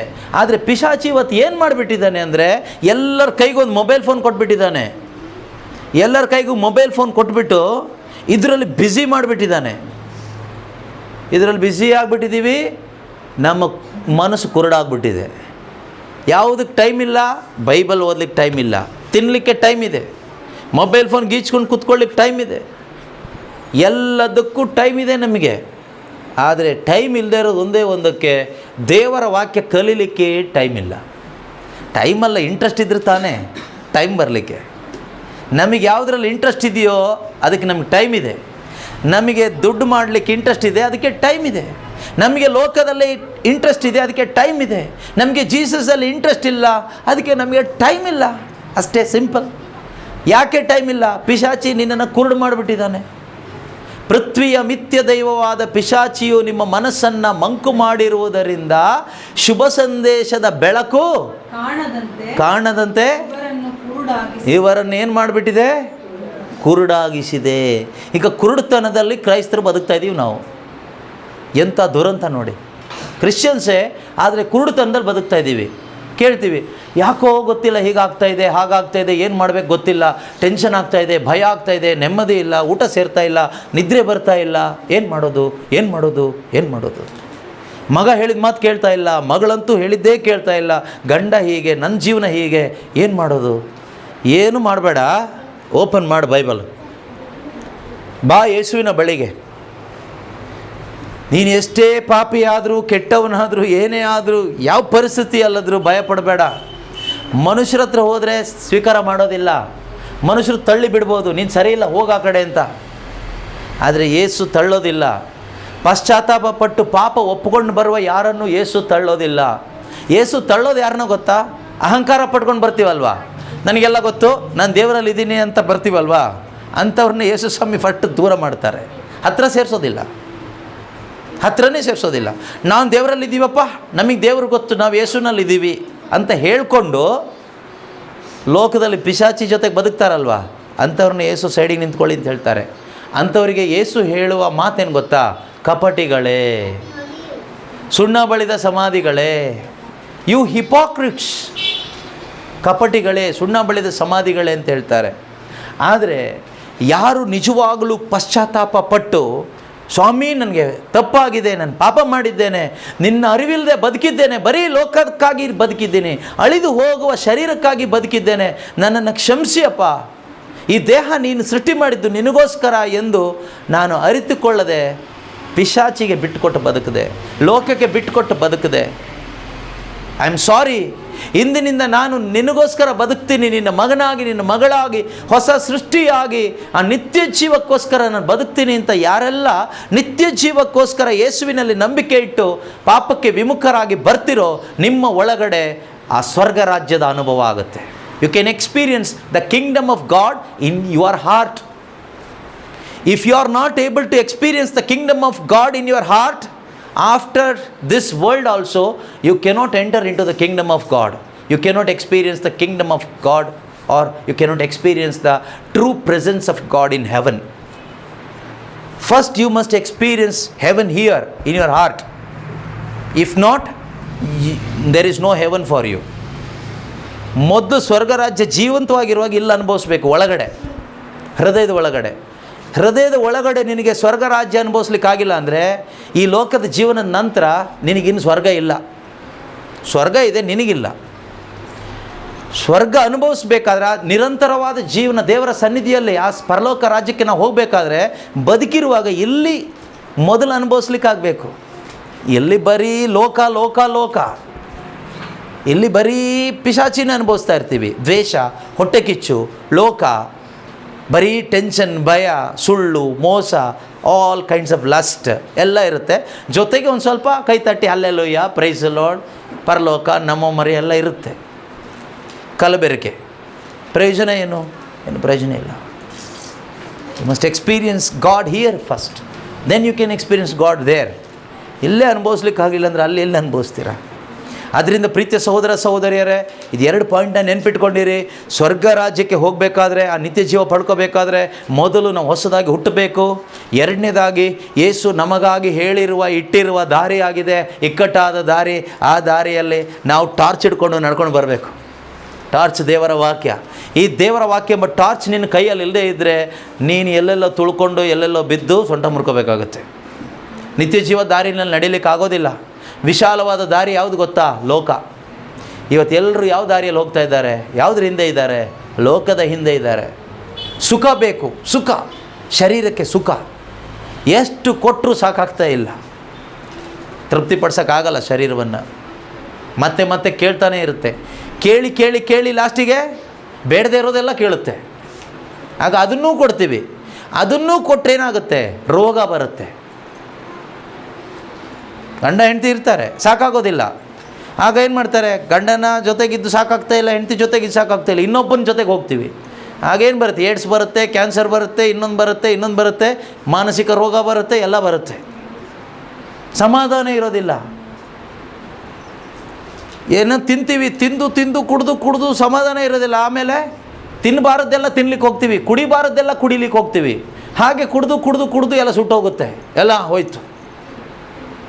ಆದ್ದರಿಂದ ಪ್ರೀತಿಯ ಸಹೋದರ ಸಹೋದರಿಯರೇ, ಈ ಶರೀರವನ್ನು ತೃಪ್ತಿಪಡಿಸ್ಲಿಕ್ಕಾಗೋದಿಲ್ಲ, ಹೋಗಬೇಡಿ. ನಿಮ್ಮ ಅಗತ್ಯ ಊಟ, ತಿಂಡಿ, ಊಟ, ನೀರು ಕುಡೀರಿ. ದೇವ್ರ ವಾಕ್ಯ ಹೇಳುತ್ತಲ್ವ, ನಮಗೆ ಊಟ, ಬಟ್ಟೆ ಅಷ್ಟೇ ಇದ್ದರೆ ಸಾಕು. ಎಕ್ಸ್ಟ್ರಾ ಮಾಡಲಿಕ್ಕೆ ಹೋದರೂ ಹಾಳಾಗಿ ಹೋಗ್ತೀವಿ. ಯಾರು ಹೇಳಿದ್ದು? ದೇವರು ಹೇಳಿದ್ದು. ಇದರಲ್ಲೆಲ್ಲ ಸಮಾಧಾನದ ಜೀವನಕ್ಕೆ ಇದರಲ್ಲಿದೆ ಸೂತ್ರಗಳು. ಲೋಕದಲ್ಲಿಲ್ಲ. ಲೋಕದಲ್ಲಿರೋದೆಲ್ಲ ಸೂತ್ರಗಳಲ್ಲ, ತಂತ್ರಗಳು. ತಂತ್ರಗಳು ಅಂದರೆ ಬಲೆ. ಪಿಶಾಚಿ ಬಲೆ ಹಾಕಿ ಹಾಕಿ ಹಾಕಿ ಹಾಕಿ ಹಿಡಿದು ನಮ್ಮನ್ನು ಬಾವಿಗೆ ಹಾಕ್ತಾ ಇದ್ದಾನೆ. ಪ್ರೀತಿಯ ಸಹೋದರ ಸಹೋದರಿಯರೇ, ಪಿಶಾಚಿಯ ಬಲೆಯಿಂದ ತಪ್ಪಿಸ್ಕೊಳ್ಳಿಕ್ಕೆ ಒಂದೇ ದಾರಿ, ನೀವು ಸತ್ಯವನ್ನು ತಿಳ್ಕೊಂಡು ಸತ್ಯದ ದಾರಿಯಲ್ಲಿ ನಡಿಬೇಕು. You should know the truth and walk in the truth. Only then you can escape from the snares of the fowler devil. Otherwise you will fall into his deception. ಅವನ ವಂಚನೆಗೆ ಒಳಗಾಗ್ತೀರಿ. ಇದರಿಂದ ನಿಮಗೆ ನಷ್ಟ ಆಗೋದೇನು ಗೊತ್ತಾ? ಯೇಸು ನಷ್ಟ ಆಗ್ತಾರೆ, ನಿತ್ಯ ಜೀವ ನಷ್ಟ ಆಗುತ್ತೆ. ಇಲ್ಲಿ ಬಂದು ಇಷ್ಟೆಲ್ಲ ವಾಕ್ಯ ಹೇಳಲಿಕ್ಕೆ ಕಾರಣ ಇಷ್ಟೇ, ನೀವೆಲ್ಲರೂ ನಿತ್ಯ ಜೀವ ಪಡ್ಕೋಬೇಕು ಅಷ್ಟೇ, ಬೇರೆ ಏನಲ್ಲ. ಉದ್ದೇಶ ಏನು ಕೇಳಿದರೆ ನೀವು ಯೋಚನೆ ಮಾಡ್ಬೋದು, ಏನು ಇವ್ರ ಉದ್ದೇಶ ಇರ್ಬೋದು, ನಮ್ಮನ್ನೆಲ್ಲ ಏನು ಮಾಡಲಿಕ್ಕೆ ಹೀಗೆ ಕೂರಿಸ್ಕೊಂಡು ಇಷ್ಟೆಲ್ಲ ಹೇಳ್ತಾ ಇದ್ದಾರಲ್ಲ ಅಂತ. ಉದ್ದೇಶ ಇಷ್ಟೇ. ಇದು ನಮ್ಮ ಉದ್ದೇಶ ಅಲ್ಲ, ದೇವರ ಉದ್ದೇಶ. ನೀವೆಲ್ಲರೂ ಸತ್ಯವನ್ನು ಅರಿತುಕೊಂಡು ಜೀವೋದ್ಧಾರ ಪಡ್ಕೋಬೇಕು, ಇಷ್ಟೇ ದೇವರ ಉದ್ದೇಶ, ಬೇರೆ ಏನು ಉದ್ದೇಶ ಇಲ್ಲ. ಇದು ಪಡ್ಕೊಳ್ಳದೆ ಇದ್ದರೆ ನೀನು ನಿರ್ಭಾಗ್ಯಳು ಆಗಿ ಹೋಗ್ತೀಯ. ಅದಾಗಬಾರ್ದು. ನಾವೆಲ್ಲರೂ ಕೂಡ ಭಾಗ್ಯವಂತರಾಗಬೇಕು, ಆ ಧನಿಕ ಶ್ರೀಮಂತಂತರ ಆಗಬಾರ್ದು. ನೀನು ಮಾಡಬೇಕಾದ ಕಾರ್ಯ ಒಂದಿದೆ ಅಂತ ಯೇಸು ಏನು ಹೇಳಿದಾರೋ ಆ ಒಂದು ಕಾರ್ಯ ಇದೆ. ಏನು ಗೊತ್ತಾ? ನಿನ್ನ ಹೃದಯದಲ್ಲಿ ದೇವರಿಗಿಂತ ಹೆಚ್ಚಾಗಿ ಯಾರನ್ನ ಪ್ರೀತಿ ಮಾಡ್ತಾ ಇದೆಯಾ, ಯಾವುದಕ್ಕೆ ಮೊದಲ ಸ್ಥಾನ ಕೊಟ್ಟಿದೆಯಾ, ಅದನ್ನು ಕಿತ್ತು ಬಿಸಾಡು. Who is your God today? ಇವತ್ತು ನಿನ್ನ ದೇವರು ಯಾರು? ನಿನ್ನ ಹೃದಯದಲ್ಲಿ ಯಾವುದಕ್ಕೆ ಮೊದಲನೇ ಸ್ಥಾನ ಕೊಟ್ಟಿದೆಯೋ, ಯಾರಿಗೆ ಮೊದಲ ಸ್ಥಾನ ಕೊಟ್ಟಿದೆಯೋ ಅದೇ ನಿನ್ನ ದೇವರು. ಅದು ಯೇಸು ಕ್ರಿಸ್ತನಾಗಿದ್ದರೆ ನೀನು ಭಾಗ್ಯವಂತನು. ನಿನ್ನ ಹೃದಯದಲ್ಲಿ ಯಾರಿಗೆ ನೀನು ಸ್ಥಾನ ಕೊಟ್ಟಿದೆಯೋ ಅದಕ್ಕಾಗಿ ನೀನು ಬದುಕ್ತೀಯ. ನಿನ್ನ ಹೃದಯದಲ್ಲಿ ದೇವರಿಗೆ ಯೇಸು ಕ್ರಿಸ್ತನಿಗೆ ಸ್ಥಾನ ಕೊಟ್ಟಿದ್ದೇ ಆದರೆ, ಜಾಗ ಕೊಟ್ಟಿದ್ದೇ ಆದರೆ, you will surely live for Jesus. ನಿನ್ನ ಹೃದಯದಲ್ಲಿ ಹಣಕ್ಕೆ, ಲೋಕಕ್ಕೆ, ಮನುಷ್ಯರಿಗೆ ಸ್ಥಳ ಕೊಟ್ಟಿದ್ದಾದರೆ you cannot live for Jesus. If you truly want to live for Jesus, give your heart first. Give your heart first to Jesus. If you are not ready to give, surrender your heart to Jesus, you cannot love Jesus, you cannot live for Jesus, you will live for yourself, you will live for devil. ನಿನ್ನ ಹೃದಯವನ್ನು ನಿನ್ನ ದೇವರಿಗೆ ಕೊಡದೇ ಇದ್ದರೆ ಖಂಡಿತವಾಗಲೂ ಅವ್ರನ್ನ ಪ್ರೀತಿಸ್ಲಿಕ್ಕಾಗೋದಿಲ್ಲ, ಅವ್ರಿಗೋಸ್ಕರ ಬದುಕಲಿಕ್ಕಾಗೋದಿಲ್ಲ. ಯಾವಾಗ ನಿನ್ನ ಹೃದಯನ ದೇವ್ರಿಗೆ ಕೊಡ್ತೀಯೋ, ಯೇಸು ನಿನ್ನಲ್ಲಿ ಇರ್ತಾರೆ, ಖಂಡಿತ ಅವ್ರನ್ನ ಪ್ರೀತಿಸ್ತಾ ಅವರಿಗೋಸ್ಕರ ನೀನು ಬದುಕ್ತೀಯ. ಆಗ ನಿನ್ನ ಜೀವಿತದಲ್ಲಿ ಏನಿರುತ್ತೆ ಗೊತ್ತಾ? ವರ್ಣಿಸಲಿಕ್ಕೆ ಆಗದೇ ಇರುವಷ್ಟು ಆನಂದ ಇರುತ್ತೆ. ಈ ಪ್ರಪಂಚಕ್ಕೆ ಕೊಡಲಿಕ್ಕಾಗದೇ ಇರುವಷ್ಟು ಸಂತೋಷ ಇರುತ್ತೆ. ಯಾರಿಗೂ ಕಿತ್ಕೊಳ್ಳಿಕ್ಕಾಗೋದಿಲ್ಲ. ಇದನ್ನು ಅನುಭವಿಸ್ಬೇಕು. ನೀವು ಇದನ್ನು ಅನುಭವಿಸಿ ನಿಮಗೆ ಹೇಳಲಿಕ್ಕಾಗಬೇಕು. ಏನನ್ನು ಹೇಳಲಿಕ್ಕಾಗಬೇಕು ಗೊತ್ತಾ? ರೋಮನರಿಗೆ ಬರೆದ ಪತ್ರಿಕೆ 8ನೇ ಅಧ್ಯಾಯ 35ರಿಂದ ಇರತಕ್ಕಂಥ ವಾಕ್ಯದಲ್ಲಿ ಸಂತ ಪೌಲರು ಹೇಳ್ತಾರೆ, ರೋಮನ್ಸ್ ಚಾಪ್ಟರ್ 8 ವರ್ಸ್ 35 ಆನ್ವರ್ಡ್ಸ್. ಕ್ರಿಸ್ತ ಯೇಸುವಿನ ಪ್ರೀತಿಯಿಂದ ನಮ್ಮನ್ನು ಬೇರ್ಪಡಿಸಲು ಯಾರಿಂದ ಸಾಧ್ಯ? You should ask this question to the whole world. ಈ ಪ್ರಶ್ನೆ ನೀವು ಲೋಕಕ್ಕೆ ಕೇಳಬೇಕು, ಧೈರ್ಯವಾಗಿ ಹೇಳಬೇಕು. Who can separate me from the love of Christ? ಕೊಂಕಣಿಲಿ ಏನು ಹೇಳೋದು ಅದಕ್ಕೆ ಹೇಳಿ? ಹಾಂ, ಹೇಳಿ ನೋಡೋಣ ಜೋರಾಗಿ. ಗುಡ್. ಇದನ್ನು ಹೇಳಲಿಕ್ಕೆ ಆಗಬೇಕು. ಇದನ್ನು ಒಳ್ಳೆ ರೀತಿಯಲ್ಲಿ ಡೈಲಿ ಹೇಳ್ತಾ ಇರಿ, ಎವ್ರಿ ಡೇ.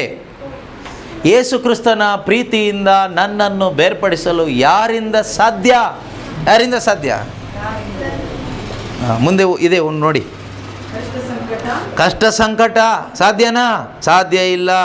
ಇಕ್ಕಟ್ಟು ಬಿಕ್ಕಟ್ಟು ಸಾಧ್ಯನಾ? ಸಾಧ್ಯ ಇಲ್ಲ.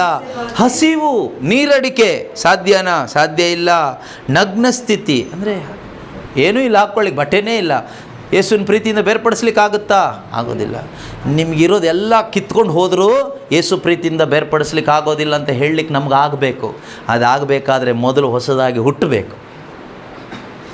ಯೇಸು ನಮಗಾಗಿ ಕರೆದಿರುವ ಇಕ್ಕಟ್ಟಾದ ದಾರಿಯಲ್ಲಿ ದೇವರ ವಾಕ್ಯದ ಟಾರ್ಚ್ ಹಿಡ್ಕೊಂಡು ನಡ್ಕೊಂಡು ಬರಬೇಕು. ಆಗ ನಮಗಾಗುವ ಅನುಭವ ಏನು ಗೊತ್ತಾ? ಸ್ವರ್ಗ ರಾಜ್ಯದ ಅನುಭವ. You can experience the kingdom of God when you are walking in the narrow way, holding on the word of God. ದೇವರ ವಾಕ್ಯವನ್ನು ಹಿಡಿದುಕೊಂಡು ನೀನು ದೇವರು ಹೇಳಿರುವ ಇಕ್ಕಟ್ಟಾದ ದಾರಿಯಲ್ಲಿ ಬರುವಾಗ ನಿನ್ನ ಒಳಗಡೆ ಆಗುವ ಅನುಭವ ಸ್ವರ್ಗ ರಾಜ್ಯದ ಅನುಭವ. ಸ್ವರ್ಗ ರಾಜ್ಯದ ಅನುಭವ is nothing but the kingdom of god experience is nothing but the love of God experience, Jesus experience, because God is love. Kingdom of God is nothing but love. ದೇವರ ಸಾಮ್ರಾಜ್ಯದ ಅನುಭವ ಅಂದರೆ ಪ್ರೀತಿಯ ಅನುಭವ ಆಗಿದೆ. ಇವತ್ತು ನಮ್ಮೆಲ್ಲ ಪ್ರೀತಿ ಇಲ್ಲದೆ ಇರೋದಕ್ಕೋಸ್ಕರನೇ ಭಯ ತುಂಬಿಕೊಂಡಿರೋದು, ಪ್ರೀತಿ ಇಲ್ಲದೆ ಇರೋದಕ್ಕೋಸ್ಕರನೇ ಟೆನ್ಷನ್ ತುಂಬಿಕೊಂಡಿರೋದು, ಪ್ರೀತಿ ಇಲ್ಲದೆ ಇರೋದ್ರಿಂದನೇ ಕುಡುಕುತನ, ವ್ಯಭಿಚಾರ, ಅನೈತಿಕತೆ ತುಂಬಿಕೊಂಡಿರೋದು, ಪ್ರೀತಿಯ ಅನುಭವ ಇಲ್ಲದೆ ಇರೋದ್ರಿಂದನೇ ಮೊಬೈಲ್ ಫೋನು, ಡ್ರಗ್ಸು, ಅದು ಇದು ತುಂಬಿಕೊಂಡಿರೋದು, ಜೀವನ ಹಾಳಾಗೋಗಿರೋದು. ಪ್ರೀತಿಯ ಅನುಭವ ನಮಗೆ ಸಿಗುತ್ತೆ. ಈ ಪ್ರೀತಿಯ ಅನುಭವ ಅನುಭವಿಸ್ತಾ ಇರುವವರಿಗೆ ಧೈರ್ಯವಾಗಿ ಹೇಳ್ಬೋದು, ಹೂ can separate me from the love of Christ? ಕ್ರಿಸ್ತ ಯೇಸುವಿನ ಪ್ರೀತಿಯಿಂದ ನನ್ನನ್ನು ಬೇರ್ಪಡಿಸಲು ಯಾರಿಂದ ಸಾಧ್ಯ? ಆಪತ್ತು, ವಿಪತ್ತು, ಖಡ್ಗ, ಕಟಾರಿಗಳು, ಹಸಿವು, ಬಾಯಾರಿಕೆ, ನಗ್ನಸ್ಥಿತಿ, ಸಾವಾಗಲಿ, ಜೀವವಾಗಲಿ, ದೇವದೂತರಾಗಲಿ, ದುರಾತ್ಮರಾಗಲಿ, ಈಗಿನ ಸಂತತಿಗಳೇ ಆಗಲಿ, ಭವಿಷ್ಯದ ಆಗುಹೋಗುಗಳೇ ಆಗಲಿ, ಯಾವ ಶಕ್ತಿಗಳೇ ಆಗಲಿ, ನಮ್ಮ ಪ್ರಭು ಯೇಸು ಕ್ರಿಸ್ತರಲ್ಲಿ ತೋರಿ ಬಂದ ದೈವ ಪ್ರೀತಿಯಿಂದ ನಮ್ಮನ್ನು ಬೇರ್ಪಡಿಸಲಾರವು. ಅಂತೆಯೇ ಮೇಲಣ ಲೋಕವಾಗಲಿ, ಕೆಳಗಿನ ಲೋಕವಾಗಲಿ, ಸೃಷ್ಟಿ ಸಮಸ್ತಗಳಲ್ಲಿ ಯಾವುದೇ ಆಗಲಿ ಆ ಪ್ರೀತಿಯಿಂದ ನಮ್ಮನ್ನು ಬೇರ್ಪಡಿಸಲು ಸಾಧ್ಯವಿಲ್ಲ. ಇದು ನಿಶ್ಚಯ. ಇದು ನಿಶ್ಚಯ. ನಿಶ್ಚಯ ಅಂದರೆ ಐ ಆಮ್ ಕನ್ವಿನ್ಸ್ಡ್ ಅಂತ. I am convinced. You must have that conviction that nobody can separate me from the love of Christ. Then only you are walking in salvation. ನೀನು ರಕ್ಷಣೆಯ ದಾರಿಯಲ್ಲಿ ನಡೀತಾ ಇದೆಯಾ, ಜೀವಿಸ್ತಾ ಇದೆಯಾ ಅಂದರೆ ಅರ್ಥ ಏನು ಗೊತ್ತಾ? You will have this conviction in your heart that nobody can separate me from the love of Christ. ನಿನ್ನ ರಕ್ಷಣೆ ದಾರಿನಲ್ಲಿ ಬದುಕ್ತಾ ಇದೆಯಾ? ಯೇಸುನಲ್ಲಿ ಇದೆಯಾ? ದೇವರ ಮಗನಾಗಿ ಬದುಕ್ತಾ ಇದೆಯಾ? ದೇವರ ಮಗಳಾಗಿ ಬದುಕ್ತಾ ಇದೆಯಾ? ಯೇಸುವಿನ ಹಿಂಬಾಲಕನಾಗಿ ಬದುಕ್ತಾ ಇದೆಯಾ ಅಂದರೆ ಅರ್ಥ ಏನು ಗೊತ್ತಾ? ನಿನ್ನ ಒಳಗಡೆ ಈ ಮನವರಿಕೆ ಇರ್ತದೆ, ಈ ಅರಿವಿರ್ತದೆ. ಯಾವ ಮನವರಿಕೆ? ಯಾವ ಅರಿವು? Nobody can separate me from the love of Christ. I am convinced, we are fully convinced that nothing of this world can separate us from the love of Christ. ಯೇಸುವಿನ ಪ್ರೀತಿಯಿಂದ ನನ್ನನ್ನು ಬೇರ್ಪಡಿಸಲು ಯಾವುದರಿಂದನೂ ಸಾಧ್ಯ ಇಲ್ಲ, ಯಾವನಿಂದನೂ ಸಾಧ್ಯ ಇಲ್ಲ, ಯಾವಳಿಂದನೂ ಸಾಧ್ಯ ಇಲ್ಲ, ಯಾರಿಂದನೂ ಸಾಧ್ಯ ಇಲ್ಲ, ಯಾವ ಘಟನೆಯಿಂದನೂ ಸಾಧ್ಯ ಇಲ್ಲ. ಸಾವಾಗಲಿ, ಜೀವವಾಗಲಿ, ದೇವದೂತರಾಗಲಿ, ದುರಾತ್ಮರಾಗಲಿ, ಭವಿಷ್ಯದ ಆಗುಹೋಗುಗಳೇ ಆಗಲಿ, ಆಪತ್ತು, ವಿಪತ್ತು, ಖಡ್ಗ, ಕಟಾರಿಗಳು ಯಾವುದರಿಂದನೂ ಸಾಧ್ಯ ಇಲ್ಲ. ಯಾರಿಂದ ಬೇರ್ಪಡಿಸಲಿಕ್ಕೆ? ಯೇಸುವಿನ ಪ್ರೀತಿಯಿಂದ ಬೇರ್ಪಡಿಸಲಿಕ್ಕೆ. ಆ ಪ್ರೀತಿಯಲ್ಲಿ ಒಂದಾದರೆ ಮಾತ್ರನೇ, ಆಯಿತಾ? ಆ ಪ್ರೀತಿಯಲ್ಲಿ ಒಂದಾದ ಜೀವಿಸೋದೇ ಕ್ರೈಸ್ತ ಜೀವನ. ಅದಿಲ್ಲದೆ ಇರೋದು ಕ್ರೈಸ್ತ ಜೀವನ ಅಲ್ವೇ ಅಲ್ಲ. ಕ್ರೈಸ್ತ ಜೀವನ ಅಂದರೆ ಯೇಸುವಿನ ಪ್ರೀತಿಯಲ್ಲಿ ಒಂದಾಗಿ ಜೀವಿಸುವ ಜೀವನವೇ ಕ್ರೈಸ್ತ ಜೀವನ. ಆ ಜೀವನವನ್ನು ಜೀವಿಸಲಿಕ್ಕೆ ದೇವರು ನಮ್ಮೆಲ್ಲರಿಗೂ ಕರೆ ಕೊಡ್ತಾ ಇದ್ದಾರೆ. ನಾವೆಷ್ಟೇ ಕೆಟ್ಟವರಾಗಿದ್ದರೂ, ಪಾಪಿಗಳಾಗಿದ್ದರೂ ಕೂಡ ಖಂಡಿತವಾಗಲೂ ನಮ್ಮನ್ನು ದೇವರು ಪ್ರೀತಿಸ್ತಾನೇ ಇದ್ದಾರೆ. ನಾವು ಮಾಡಬೇಕಾಗಿರೋದು ಒಂದೇ ಒಂದು, ನಮ್ಮ ಹೃದಯದಲ್ಲಿ ಯಾವುದಕ್ಕೆ ಮೊದಲ ಸ್ಥಾನ ಕೊಟ್ಟಿದ್ದೀವೋ ಅದನ್ನು ಕಿತ್ತು ಬಿಸಾಡಿಬಿಡಿ ಹೊರಗಡೆ. ಮೊದಲ ಸ್ಥಾನ ಯೇಸುಗೆ ಕೊಡಿ, ದೇವರಿಗೆ ಕೊಡಿ, ಆಯಿತಾ? ಅವನು ತನ್ನ ಹೃದಯದಲ್ಲಿ ಯಾರಿಗೆ ಮೊದಲ ಸ್ಥಾನ ಕೊಟ್ಟ? ಅವನ ಆಸ್ತಿ ಪಾಸ್ತಿಗೆ, ಅವನ ಹಣಕ್ಕೆ ಮೊದಲ ಸ್ಥಾನ ಕೊಟ್ಟ. Money was is god, his property was is god.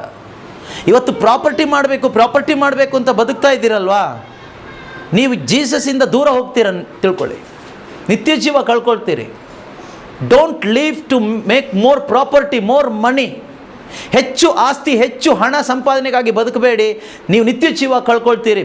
ಬೇರೆ ಲೋಕದಲ್ಲಿ ಏನು ಕಳ್ಕೊಳ್ತೀರೋ ಗೊತ್ತಿಲ್ಲ ನನಗೆ, but sure that you will lose eternal life. ನಾವಿವತ್ತು ಬದುಕಬೇಕಾಗಿರೋದು ದೇವರನ್ನು ಸಂಪಾದನೆ ಮಾಡಬೇಕು, ವಿಶ್ವಾಸವನ್ನು ಸಂಪಾದನೆ ಮಾಡಬೇಕು. Jesus must be our property. ಯೇಸು ನಮ್ಮ ಆಸ್ತಿ ಆಗಬೇಕು, ಯೇಸು ಕ್ರಿಸ್ತರು ನಮ್ಮ ಸಂಪಾದನೆ ಆಗಬೇಕು. ಯೇಸುವನ್ನು ಸಂಪಾದಿಸಬೇಕು, ಅದಕ್ಕಾಗಿ ನಾವು ಬದುಕಬೇಕು. That is true Christianity, that is true faith. ಅದೇ ನಿಜವಾದ ಒಂದು ವಿಶ್ವಾಸ, ನಿಜವಾದ ಕ್ರೈಸ್ತ ಜೀವನ. ಎದ್ದು ನಿಂತ್ಕೊಳ್ಳೋಣ, ನಮ್ಮ ಹೃದಯಗಳನ್ನು ದೇವರಿಗೆ ಸಮರ್ಪಿಸಿಕೊಟ್ಟು ನಾವು ಪ್ರಾರ್ಥನೆ ಮಾಡೋಣ. ಇವತ್ತೇನು ಕೇಳಿಸ್ಕೊಂಡಿದ್ದೀವೋ ಅದನ್ನು ಅಷ್ಟಕ್ಕೆ ಬಿಟ್ಟು ನಾವು ಹೋಗೋರಾಗಬಾರ್ದು. ಪ್ರೀತಿಯ ಸಹೋದರ ಸಹೋದರಿಯರೇ, ಅವನು ಕೇಳಿಸ್ಕೊಂಡಿದ್ದನ್ನು ಅವನಲ್ಲೇ ಬಿಟ್ಬಿಟ್ಟು ಹೋದ. ಆ ಧನಿಕ ಶ್ರೀಮಂತ ಯುವಕ ಯೇಸುವಿನ ಬಳಿಗೆ ಬಂದ, ನಿತ್ಯ ಜೀವಕ್ಕಾಗಿ ಆಸೆಪಟ್ಟ. ಯೇಸು ಆತನಿಗೆ ಹೇಳಿಕೊಟ್ರು ಏನು ಮಾಡಬೇಕು ಅಂತ. ಆದರೆ ಅವನು ಕೇಳಿಸ್ಕೊಂಡ, ಬೇಜಾರು ಮಾಡ್ಕೊಂಡು ಹೊರಟೋದ, ಗೊಣಗುಟ್ಕೊಂಡು ಹೊರಟೋದ. ಅವನ ಥರ ನಿಮ್ಮಲ್ಲಿ ಯಾರೊಬ್ಬರು ಆಗಬಾರ್ದು. ನೀವು ಪ್ರತಿಯೊಬ್ಬರು ಯೇಸು ಬಯಸಿದ್ದೇನು? ನಿಮ್ಮ ಹೃದಯ, ನಿಮ್ಮ ಹಣ ಅಲ್ಲ, ನಿಮ್ಮ ಯಾವ ವಸ್ತುಗಳು ಯೇಸುಗೆ ಬೇಕಾಗಿಲ್ಲ. ಯಾಕೆಂದರೆ ಅವರಿಗೇನು ಕೊರತೆ ಇಲ್ಲ. Jesus is not lacking anything. We are the people lacking Jesus today. We are the people living in lacking. ಕೊರತೆಯಲ್ಲಿರುವವರು ನಾವು. ಅದರಿಂದ ಪ್ರೀತಿಯ ಸಹೋದರ ಸಹೋದರಿಯರೇ, ನಮ್ಮ ನಿಜವಾದ ಕೊರತೆ ಹಣ ಅಲ್ಲ, ಆರೋಗ್ಯ ಅಲ್ಲ, ಯಾವುದು ಮನುಷ್ಯರಲ್ಲ. ನಮ್ಮ ನಿಜವಾದ ಕೊರತೆ ಯೇಸುವಿನ ಕೊರತೆ, ನಿತ್ಯ ಜೀವದ ಕೊರತೆ. ಈ ಕೊರತೆ ನೀಗಿಸೋರು ಒಬ್ಬರೇ, ಯೇಸು ಮಾತ್ರನೇ. ಯೇಸು ಬಂದಿದ್ದಾರೆ, ನಮಗೆ ಬೇಕಾದ ವಾಕ್ಯಗಳನ್ನು ಅವರು ಕೊಟ್ಟಿದ್ದಾರೆ. ನಾವು ಮಾಡಬೇಕಾಗಿರೋದು ಒಂದೇ, ಹೃದಯವನ್ನು ಒಪ್ಪಿಸ್ಕೊಡೋಣ. ನಮ್ಮ ಹೃದಯ ಯಾರು ನಿಜವಾಗ್ಲೂ ಒಪ್ಪಿಸ್ಕೊಡ್ತೀವೋ, ಪಶ್ಚಾತ್ತಾಪ ಪಟ್ಟು ಪಾಪಕ್ಕೆ ವಿಮುಖರಾಗಿ, ನಿಮ್ಮ ಹೃದಯದಲ್ಲಿ ಜೀಸಸ್ ಬರ್ತಾರೆ. ನೀವಿಲ್ಲಿಂದ ಹೋಗುವಾಗ ಹೊಸದಾಗಿ ಹುಟ್ಟಿದ ದೇವರ ಮಕ್ಕಳಾಗಿ ಹೋಗ್ತೀರಿ. ನಿಮ್ಮೊಂದಿಗೆ ಜೀಸಸ್ ನಿಮ್ಮ ಮನೆಗೆ ಬರ್ತಾರೆ. ಯೇಸುನ ಕರ್ಕೊಂಡು ನೀವು ಮನೆಗೆ ಹೋಗುವಾಗ ನಿಮಗೆ ಯೇಸುನ ಹಂಚಲಿಕ್ಕಾಗುತ್ತೆ ಮನೆಯಲ್ಲಿರೋರಿಗೆ. ಆಗ ನಿಮ್ಮ ಮನೆ ದೇವರ ಆಲಯವಾಗ್ತದೆ. ನಿಮ್ಮ ಮನೆಯಲ್ಲಿರ್ತಕ್ಕಂಥ ದೆವ್ವಗಳೆಲ್ಲ ಬಿಟ್ಟು ಹೋಗ್ತದೆ. ನಿಮ್ಮ ಮನೆಯಲ್ಲಿರ್ತಕ್ಕಂಥ ಕತ್ತಲೆ ದೂರವಾಗ್ತದೆ. ನಿಮ್ಮ ಮನೆ ಬೆಳಕಿನ ಮನೆ ಆಗ್ತದೆ. ನಿಮ್ಮ ಮಕ್ಕಳು ಬೆಳಕಿನ ಮಕ್ಕಳಾಗ್ತಾರೆ. ನಿಮ್ಮ ಜೀವನ ಬೆಳಕಿನ ಜೀವನ ಆಗ್ತದೆ. ಆದ್ದರಿಂದ ಕಣ್ಣುಗಳನ್ನು ಮುಚ್ಚಿ ನಮ್ಮ ಹೃದಯವನ್ನು ಕೇಳಿಸಿಕೊಂಡ ಸಂದೇಶಕ್ಕೆ ಬಿಟ್ಟುಕೊಟ್ಟು ದೇವರ ಮುಂದೆ ನಮ್ಮನ್ನು ತಗ್ಗಿಸಿಕೊಳ್ಳೋಣ. ಯೇಸು ಸ್ವಾಮಿ ಹೇಳಿದ ಸಾಮತಿಯಲ್ಲಿ ಇಬ್ಬರು ದೇವಾಲಯಕ್ಕೆ ಬರ್ತಾರೆ. ಒಬ್ಬ ಫರಿಸಾಯ, ಇನ್ನೊಬ್ಬ ಸುಂಕ ವಸೂಲಿಯವನು. ಆದರೆ ಫರಿಸಾಯನು ಮುಂದೆ ಬಂದು ತಲೆ ಎತ್ತಿ ಪ್ರಾರ್ಥಿಸ್ತಾನೆ, ದೇವರೇ, ನಾನು ಉಪವಾಸ ಮಾಡ್ತೇನೆ, ಡೈಲಿ ದೇವಾಲಯಕ್ಕೆ ಬರ್ತೇನೆ, ಕಾಣಿಕೆ ಕೊಡ್ತೇನೆ, ದಶಾಂಶ ಕೊಡ್ತೇನೆ, ಪ್ರಾರ್ಥನೆ ಮಾಡ್ತೇನೆ, ನಾನು ಒಳ್ಳೆಯ ಜೀವನ ಜೀವಿಸ್ತಾ ಇದ್ದೇನೆ, ನನ್ನನ್ನು ಆಶೀರ್ವಾದ ಮಾಡಿ ಅಂತ ಹೇಳಿ ಹೋದ. ಇನ್ನೊಬ್ಬ ಬಂದ, ಸುಂಕ ವಸೂಲಿಯವನು, ಪಾಪದಲ್ಲಿ ಜೀವಿಸ್ತಾ ಇರುವಂಥ ವ್ಯಕ್ತಿ. ಅವನು ದೇವಾಲಯದ ಒಳಗಡೆ ಕೂಡ ಬರಲಿಲ್ಲ, ತಲೆ ಎತ್ತಲಿಲ್ಲ, ತಲೆ ತಗ್ಗಿಸಿಕೊಂಡು ನಿಂತು ಎದೆ ಬಡಿದುಕೊಂಡು ಪ್ರಾರ್ಥಿಸಿದ, ಅಪ್ಪ, ನನಗೆ ಯೋಗ್ಯತೆ ಇಲ್ಲ, ನಾನು ಪಾಪಿ, ನಿನ್ನ ಮುಂದೆ ಬರುವ ಯಾವ ಯೋಗ್ಯತೆಯೂ ಇಲ್ಲ, ಪ್ರಾರ್ಥಿಸುವ ಯೋಗ್ಯತೆ ಇಲ್ಲ, ನಿಮ್ಮ ಹೆಸರು ಹೇಳುವ ಯೋಗ್ಯತೆ ಇಲ್ಲ, ಏನು ಮಾಡಬೇಕೋ ಗೊತ್ತಿಲ್ಲ, ನನಗೆ ದಾರಿ ತೋರಿಸಿ, ನನ್ನ ಪಾಪವನ್ನು ಕ್ಷಮಿಸಿ ಎಂದು ಪಶ್ಚಾತ್ತಾಪ ಪಟ್ಟು ಹೋದ. ಅವನಿಗೆ ಕೊಡಲಿಕ್ಕೆ ಕಾಣಿಕೆ ಇಲ್ಲ, ಹೇಳ್ಕೊಳ್ಳಿಕ್ಕೆ ಯಾವುದೂ ಒಳ್ಳೆಯ ಕಾರ್ಯಗಳು ಇರಲಿಲ್ಲ. ಯೇಸು ಸ್ವಾಮಿ ಹೇಳಿದ ಉತ್ತರ, ಈ ಇಬ್ಬರಲ್ಲಿ ನಿಜವಾಗಲೂ ಪಾಪ ಕ್ಷಮೆ ಪಡೆದುಕೊಂಡು ಸ್ವರ್ಗದ ದಾರಿಯಲ್ಲಿ ನಡೆದುಕೊಂಡು ಹೋದವರು ಯಾರು ಎಂದರೆ ಆ ಫರಿಸಾಯನಲ್ಲ, ಸುಂಕ ವಸೂಲಿಯವನು. ನಾವೆಷ್ಟೋ ಬಾರಿ ಫರಿಸಾಯರ ಥರ ಪ್ರಾರ್ಥನೆ ಮಾಡ್ತೇವೆ, ನಮ್ಮನ್ನೇ ನಾವು ಹೆಚ್ಚಿಸ್ಕೊಳ್ತೇವೆ. ನಾವು ದೇವರಲ್ಲಿದ್ದೇವೆ, ಪ್ರಾರ್ಥನೆ ಮಾಡ್ತೀವಿ, ವಿಶ್ವಾಸದಲ್ಲಿದ್ದೇವೆ ಎಂದು ಹೇಳ್ಕೊಳ್ತೀವಿ, ಆದರೆ ಯೇಸುಗಾಗಿ ಜೀವಿಸೋದಿಲ್ಲ, ಯೇಸುವಿನ ಹಿಂದೆ ಹೋಗೋದಿಲ್ಲ, ಹೇಳ್ತೀವಿ ಅಷ್ಟೇ. ಆದರೆ ಇವತ್ತು ನಾವು ಆ ಫರಿಸಾಯನ ಹಾಗೆ ಪ್ರಾರ್ಥನೆ ಮಾಡುವುದನ್ನು ಬಿಟ್ಟು ಸುಂಕ ವಸೂಲಿಯವನ ಹಾಗೆ ದೇವರ ಸನ್ನಿಧಿಯಲ್ಲಿ ನಮ್ಮನ್ನೇ ತಗ್ಗಿಸಿಕೊಳ್ಳೋಣ. If you humble yourself in the presence of God, God will lift you up. ನಿನ್ನನ್ನು ನೀವು ತಗ್ಗಿಸಿಕೊಂಡು ಪ್ರಾರ್ಥಿಸೋದಾದರೆ ದೇವರು ನಿನ್ನನ್ನು ಮೇಲಕ್ಕೆ ಎತ್ತುತ್ತಾರೆ. ದೇವರು ನಿನ್ನನ್ನು ಮೇಲಕ್ಕೆ ಎತ್ತಿದ್ದೇ ಆದರೆ ನಿನ್ನನ್ನು ತಳ್ಳಿ ಬೀಳಿಸಲಿಕ್ಕೆ ಈ ಲೋಕದ ಯಾವ ಶಕ್ತಿಗೂ ಆಗೋದಿಲ್ಲ. If God lifts you up, nobody can pull you down, because one who lifted you up is upholding you with this victorious mighty hand. ನಿನ್ನನ್ನು ಮೇಲೆ ಕೆತ್ತಿದಾತನು ನಿನ್ನ ಕೈಗಳನ್ನು ಹಿಡಿದುಕೊಂಡಿರ್ತಾನೆ. ನಿನ್ನನ್ನು ತಳ್ಳಿ ಕೆಳಗಡೆ ಬೀಳಿಸಲಿಕ್ಕೆ ಈ ಲೋಕದ ಯಾವ ಶಕ್ತಿಯಿಂದನೂ ಸಾಧ್ಯ ಇಲ್ಲ. ಆದುದರಿಂದಲೇ ಸಂತ ಪೌಲರು ಹೇಳಿದ್ದು, ಕ್ರಿಸ್ತ ಯೇಸುವಿನ ಪ್ರೀತಿಯಿಂದ ನನ್ನನ್ನು ಬೇರ್ಪಡಿಸಲಿಕ್ಕೆ ಯಾರಿಂದನೂ ಸಾಧ್ಯ ಇಲ್ಲ, ಏಕೆಂದರೆ ನನ್ನನ್ನು ಹಿಡಿದಾತನು ನನ್ನ ಯೇಸು ಆಗಿದ್ದಾರೆ. ನಾನಲ್ಲ ಯೇಸುವನ್ನು ಹಿಡಿದುಕೊಂಡಿರೋದು, ಯೇಸು ನನ್ನನ್ನು ಹಿಡ್ಕೊಂಡಿದ್ದಾರೆ. ಆದುದರಿಂದ ನನ್ನನ್ನು ನಾಶ ಮಾಡಲಿಕ್ಕೆ ಯಾರಿಂದನೂ ಸಾಧ್ಯ ಇಲ್ಲ. ಯೇಸು ಯಾವಾಗ ನಮ್ಮನ್ನು ಹಿಡ್ಕೊಳ್ತಾರೆ ಗೊತ್ತಾ? ತುಂಬ ಪ್ರಾರ್ಥನೆ ಮಾಡಿದಾಗ ಅಲ್ಲ, ತುಂಬ ಉಪವಾಸ ಮಾಡಿದಾಗ ಹಿಡ್ಕೊಳ್ಳಿಕ್ಕಾಗೋದಿಲ್ಲ ದೇವ್ರಿಗೆ ನಿಮ್ಮನ್ನು. ತುಂಬ ಬೈಬಲ್ ಓದ್ಬಿಟ್ರೆ ದೇವ್ರು ನಮ್ಮನ್ನು ಹಿಡೀಲಿಕ್ಕಾಗೋದಿಲ್ಲ. ನಾವು ಬಹಳ ಧಾರ್ಮಿಕವಾಗಿ ಬದುಕಿದ ತಕ್ಷಣ ದೇವರಿಗೆ ನಮ್ಮನ್ನು ಹಿಡೀಲಿಕ್ಕಾಗೋದಿಲ್ಲ. ಆದರೆ ನಿನ್ನ ಪಾಪನ ಒಪ್ಪಿಕೊಂಡು ಪಶ್ಚಾತ್ತಾಪ ಪಟ್ಟು, ದೇವರೇ, ನಾನು ಪಾಪಿ, ನನಗೆ ಯೋಗ್ಯತೆ ಇಲ್ಲ, ನಿನಗೆ ವಿರುದ್ಧವಾಗಿ ಬದುಕಿದ್ದೇನೆ, ನನ್ನನ್ನು ಕ್ಷಮಿಸಪ್ಪ ಎಂದು ಪಶ್ಚಾತ್ತಾಪ ಪಟ್ಟು ನಿನ್ನನ್ನು ತಗ್ಗಿಸಿಕೊಳ್ಳುವಾಗ ದೇವರು ನಿನ್ನನ್ನು ಹಿಡ್ಕೊಳ್ತಾರೆ. ದೇವರು ನಿನ್ನನ್ನು ಹಿಡಿದ್ರೆ ನೀನು ಮೇಲೆ ಬರ್ತೀಯ, ಜೀವನದಲ್ಲಿ ವಿಶ್ವಾಸದ ಜೀವಿತದಲ್ಲಿ ಮೇಲೆ ಬರ್ತೀಯ. ನಿನ್ನ ಜೀವನ ಸಮೃದ್ಧಿಯ ಜೀವನ ಆಗ್ತದೆ, ನಿನ್ನ ಜೀವನ ಫಲಭರಿತ ಜೀವನವಾಗ್ತದೆ, ನಿನ್ನ ಜೀವನ ಆಶೀರ್ವದಿಸಲ್ಪಟ್ಟ ಜೀವನವಾಗ್ತದೆ. ಇಲ್ಲದೇ ಇದ್ದರೆ ನಿನ್ನ ಜೀವನ ಶಾಪಗ್ರಸ್ತವಾದ ಜೀವನವಾಗಿ ಹೋಗ್ತದೆ, ಫಲರಹಿತವಾದ ಜೀವನವಾಗಿ ಹೋಗ್ತದೆ. ಆದುದರಿಂದ ಪ್ರೀತಿಯ ಸಹೋದರ ಸಹೋದರಿ, ದೇವರ ಮುಂದೆ ನಾವಿದ್ದೇವೆ, ಯೇಸುವಿನ ಮುಂದೆ ನಾವಿದ್ದೇವೆ. ದೇವರು ನಮ್ಮ ಹೃದಯವನ್ನು ನೋಡ್ತಾ ಇದ್ದಾರೆ. ನಮ್ಮ ಹೃದಯದಲ್ಲಿ ಇವತ್ತು ಪವಿತ್ರಾತ್ಮನಿಗಾಗಿ ದಾಹ ಬರಲಿ. ನಮ್ಮ ಹೃದಯದಲ್ಲಿ ದೇವರ ಸೇವೆ ಮಾಡಲಿಕ್ಕೆ ದಾಹ ಬರಲಿ. ನಮ್ಮ ಹೃದಯದಲ್ಲಿ ಇನ್ನೂ ಯೇಸುವನ್ನು ಅರಿತುಕೊಳ್ಳಲಿಕ್ಕೆ ದಾಹ ಬರಲಿ. ಎಲ್ಲ ಥರದ ಕೆಟ್ಟ ದಾಹಗಳು ದೂರವಾಗಿ ಹೋಗಲಿ. ಲೋಕದ ಹಣದ ಎಲ್ಲ ದುರಿಚ್ಛೆಗಳು ನಮ್ಮಿಂದ ದೂರವಾಗಿ ಹೋಗಲಿ. ಇನ್ನು ಹೆಚ್ಚಾಗಿ ಯೇಸುವಿಗಾಗಿ ಜೀವಿಸಬೇಕು ಎಂಬ ಆಸಕ್ತಿ ನಮ್ಮೊಳಗಡೆ ಬರಲಿ. ಆಸಕ್ತಿಯಿಂದ ಹೇಳೋಣ, ಇನ್ನೂ ಹೆಚ್ಚಾಗಿ ನೀನು ಬೇಕಪ್ಪ, ಇನ್ನೂ ಹೆಚ್ಚಾಗಿ ನಿನ್ನ ವಾಕ್ಯ ಬೇಕಪ್ಪ, ಇನ್ನೂ ಹೆಚ್ಚಾಗಿ ನೀನೆ ಬೇಕಪ್ಪ, ಇನ್ನೂ ಹೆಚ್ಚಾಗಿ ನಿನ್ನ ವಾಕ್ಯ ಬೇಕಪ್ಪ, ಇನ್ನೂ ಹೆಚ್ಚಾಗಿ ನೀನೆ ಬೇಕಪ್ಪ, ಇನ್ನೂ ಹೆಚ್ಚಾಗಿ ನಿನ್ನ ಪ್ರೀತಿ ಬೇಕಪ್ಪ, ಇನ್ನೂ ಹೆಚ್ಚಾಗಿ ನೀನೆ ಬೇಕಪ್ಪ, ಇನ್ನೂ ಹೆಚ್ಚಾಗಿ ನಿನ್ನ ಪ್ರೀತಿ ಬೇಕಪ್ಪ. ಯೇಸಪ್ಪ ಯೇಸಪ್ಪ ಯೇಸಪ್ಪ ಯೇಸಪ್ಪ ಯೇಸಪ್ಪ ಯೇಸಪ್ಪ ಯೇಸಪ್ಪ ಯೇಸಪ್ಪ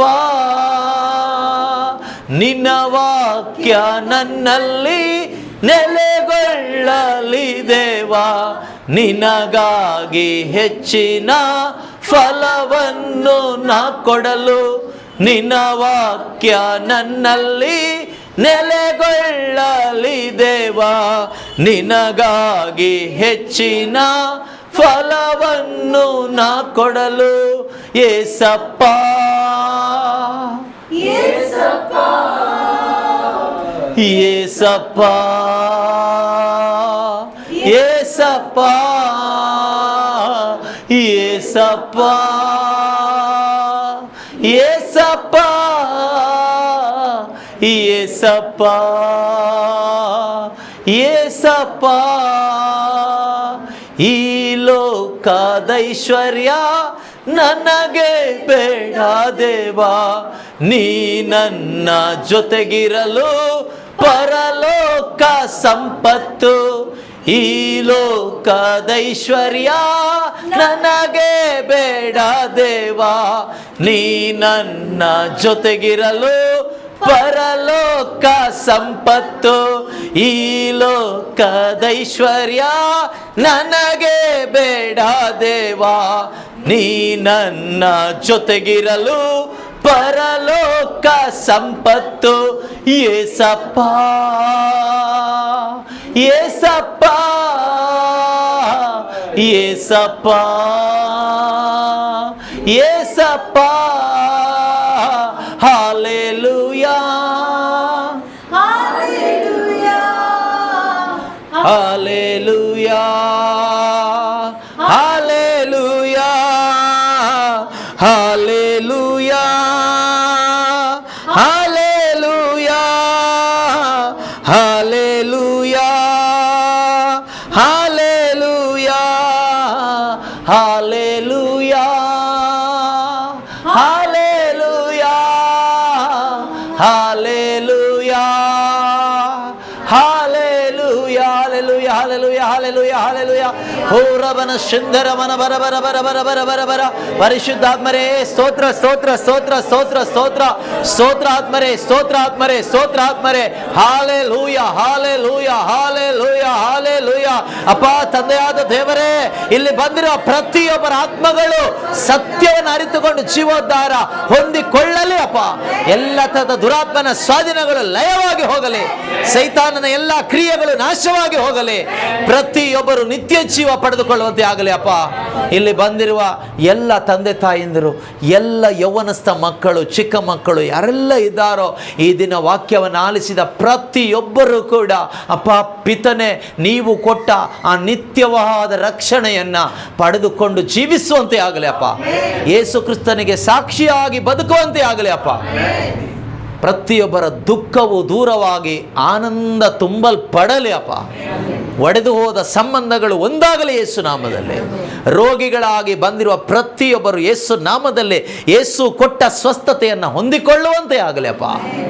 ಥ್ಯಾಂಕ್ ಯು ಲಾರ್ಡ್. ಪಿತನೇ, ಈ ಒಂದು ದಿನ ಈ ಒಂದು ಪ್ರಾರ್ಥನೆಯನ್ನು ಆಯೋಜಿಸಿದಂಥ ಕುಟುಂಬದ ಪ್ರತಿಯೊಬ್ಬರಿಗಾಗಿ ನಿಮಗೆ ಸ್ತೋತ್ರ ಮಾಡ್ತಾ ಇದ್ದೇವಪ್ಪ. ಈ ಪ್ರಾರ್ಥನೆ ಕುಟುಂಬಕ್ಕೂ ಇಲ್ಲಿ ಬಂದಿರುವ ಪ್ರತಿಯೊಬ್ಬರ ಕುಟುಂಬಗಳಿಗೂ ಒಂದು ದೊಡ್ಡ ಆಶೀರ್ವಾದವಾಗಲಿ ಅಪ್ಪ. ಈ ಊರಿಗೆ ಒಂದು ಆಶೀರ್ವಾದವಾಗಲಿ ಅಪ್ಪ. ಈ ಊರಿನಲ್ಲಿರುವ ಸಕಲ ಜನರು ಯೇಸುವನ್ನು ಅರಿತುಕೊಳ್ಳುವಂತೆ ಆಗಲಿ ಅಪ್ಪ. ನಿತ್ಯ ಜೀವ ಪಡೆದುಕೊಳ್ಳುವಂತೆ ಆಗಲಿ ಅಪ್ಪ. ಯಾರೂ ನಾಶವಾಗದೆ ಎಲ್ಲರೂ ಪರಲೋಕ ರಾಜ್ಯಕ್ಕೆ ಬರುವಂತೆ ಆಗಲಿ ಅಪ್ಪ. ಯೇಸು ಕ್ರಿಸ್ತರ ನಾಮದಲ್ಲಿ ಪ್ರಾರ್ಥಿಸುತ್ತಿದ್ದೇವೆ ತಂದೆಯೇ. ಯೇಸು ಕ್ರಿಸ್ತರೇ ನಮ್ಮ ಪ್ರಭು, ಇಂದಿಗೂ ಎಂದೆಂದಿಗೂ ರಾಜ್ಯಭಾರವು ಅಧಿಕಾರವು ಮಹಿಮೆಯು ಸದಾಕಾಲಕ್ಕೂ ತ್ರೇಕ ದೇವರಿಗೆ ಮಾತ್ರ ಸಲ್ಲಲಿ.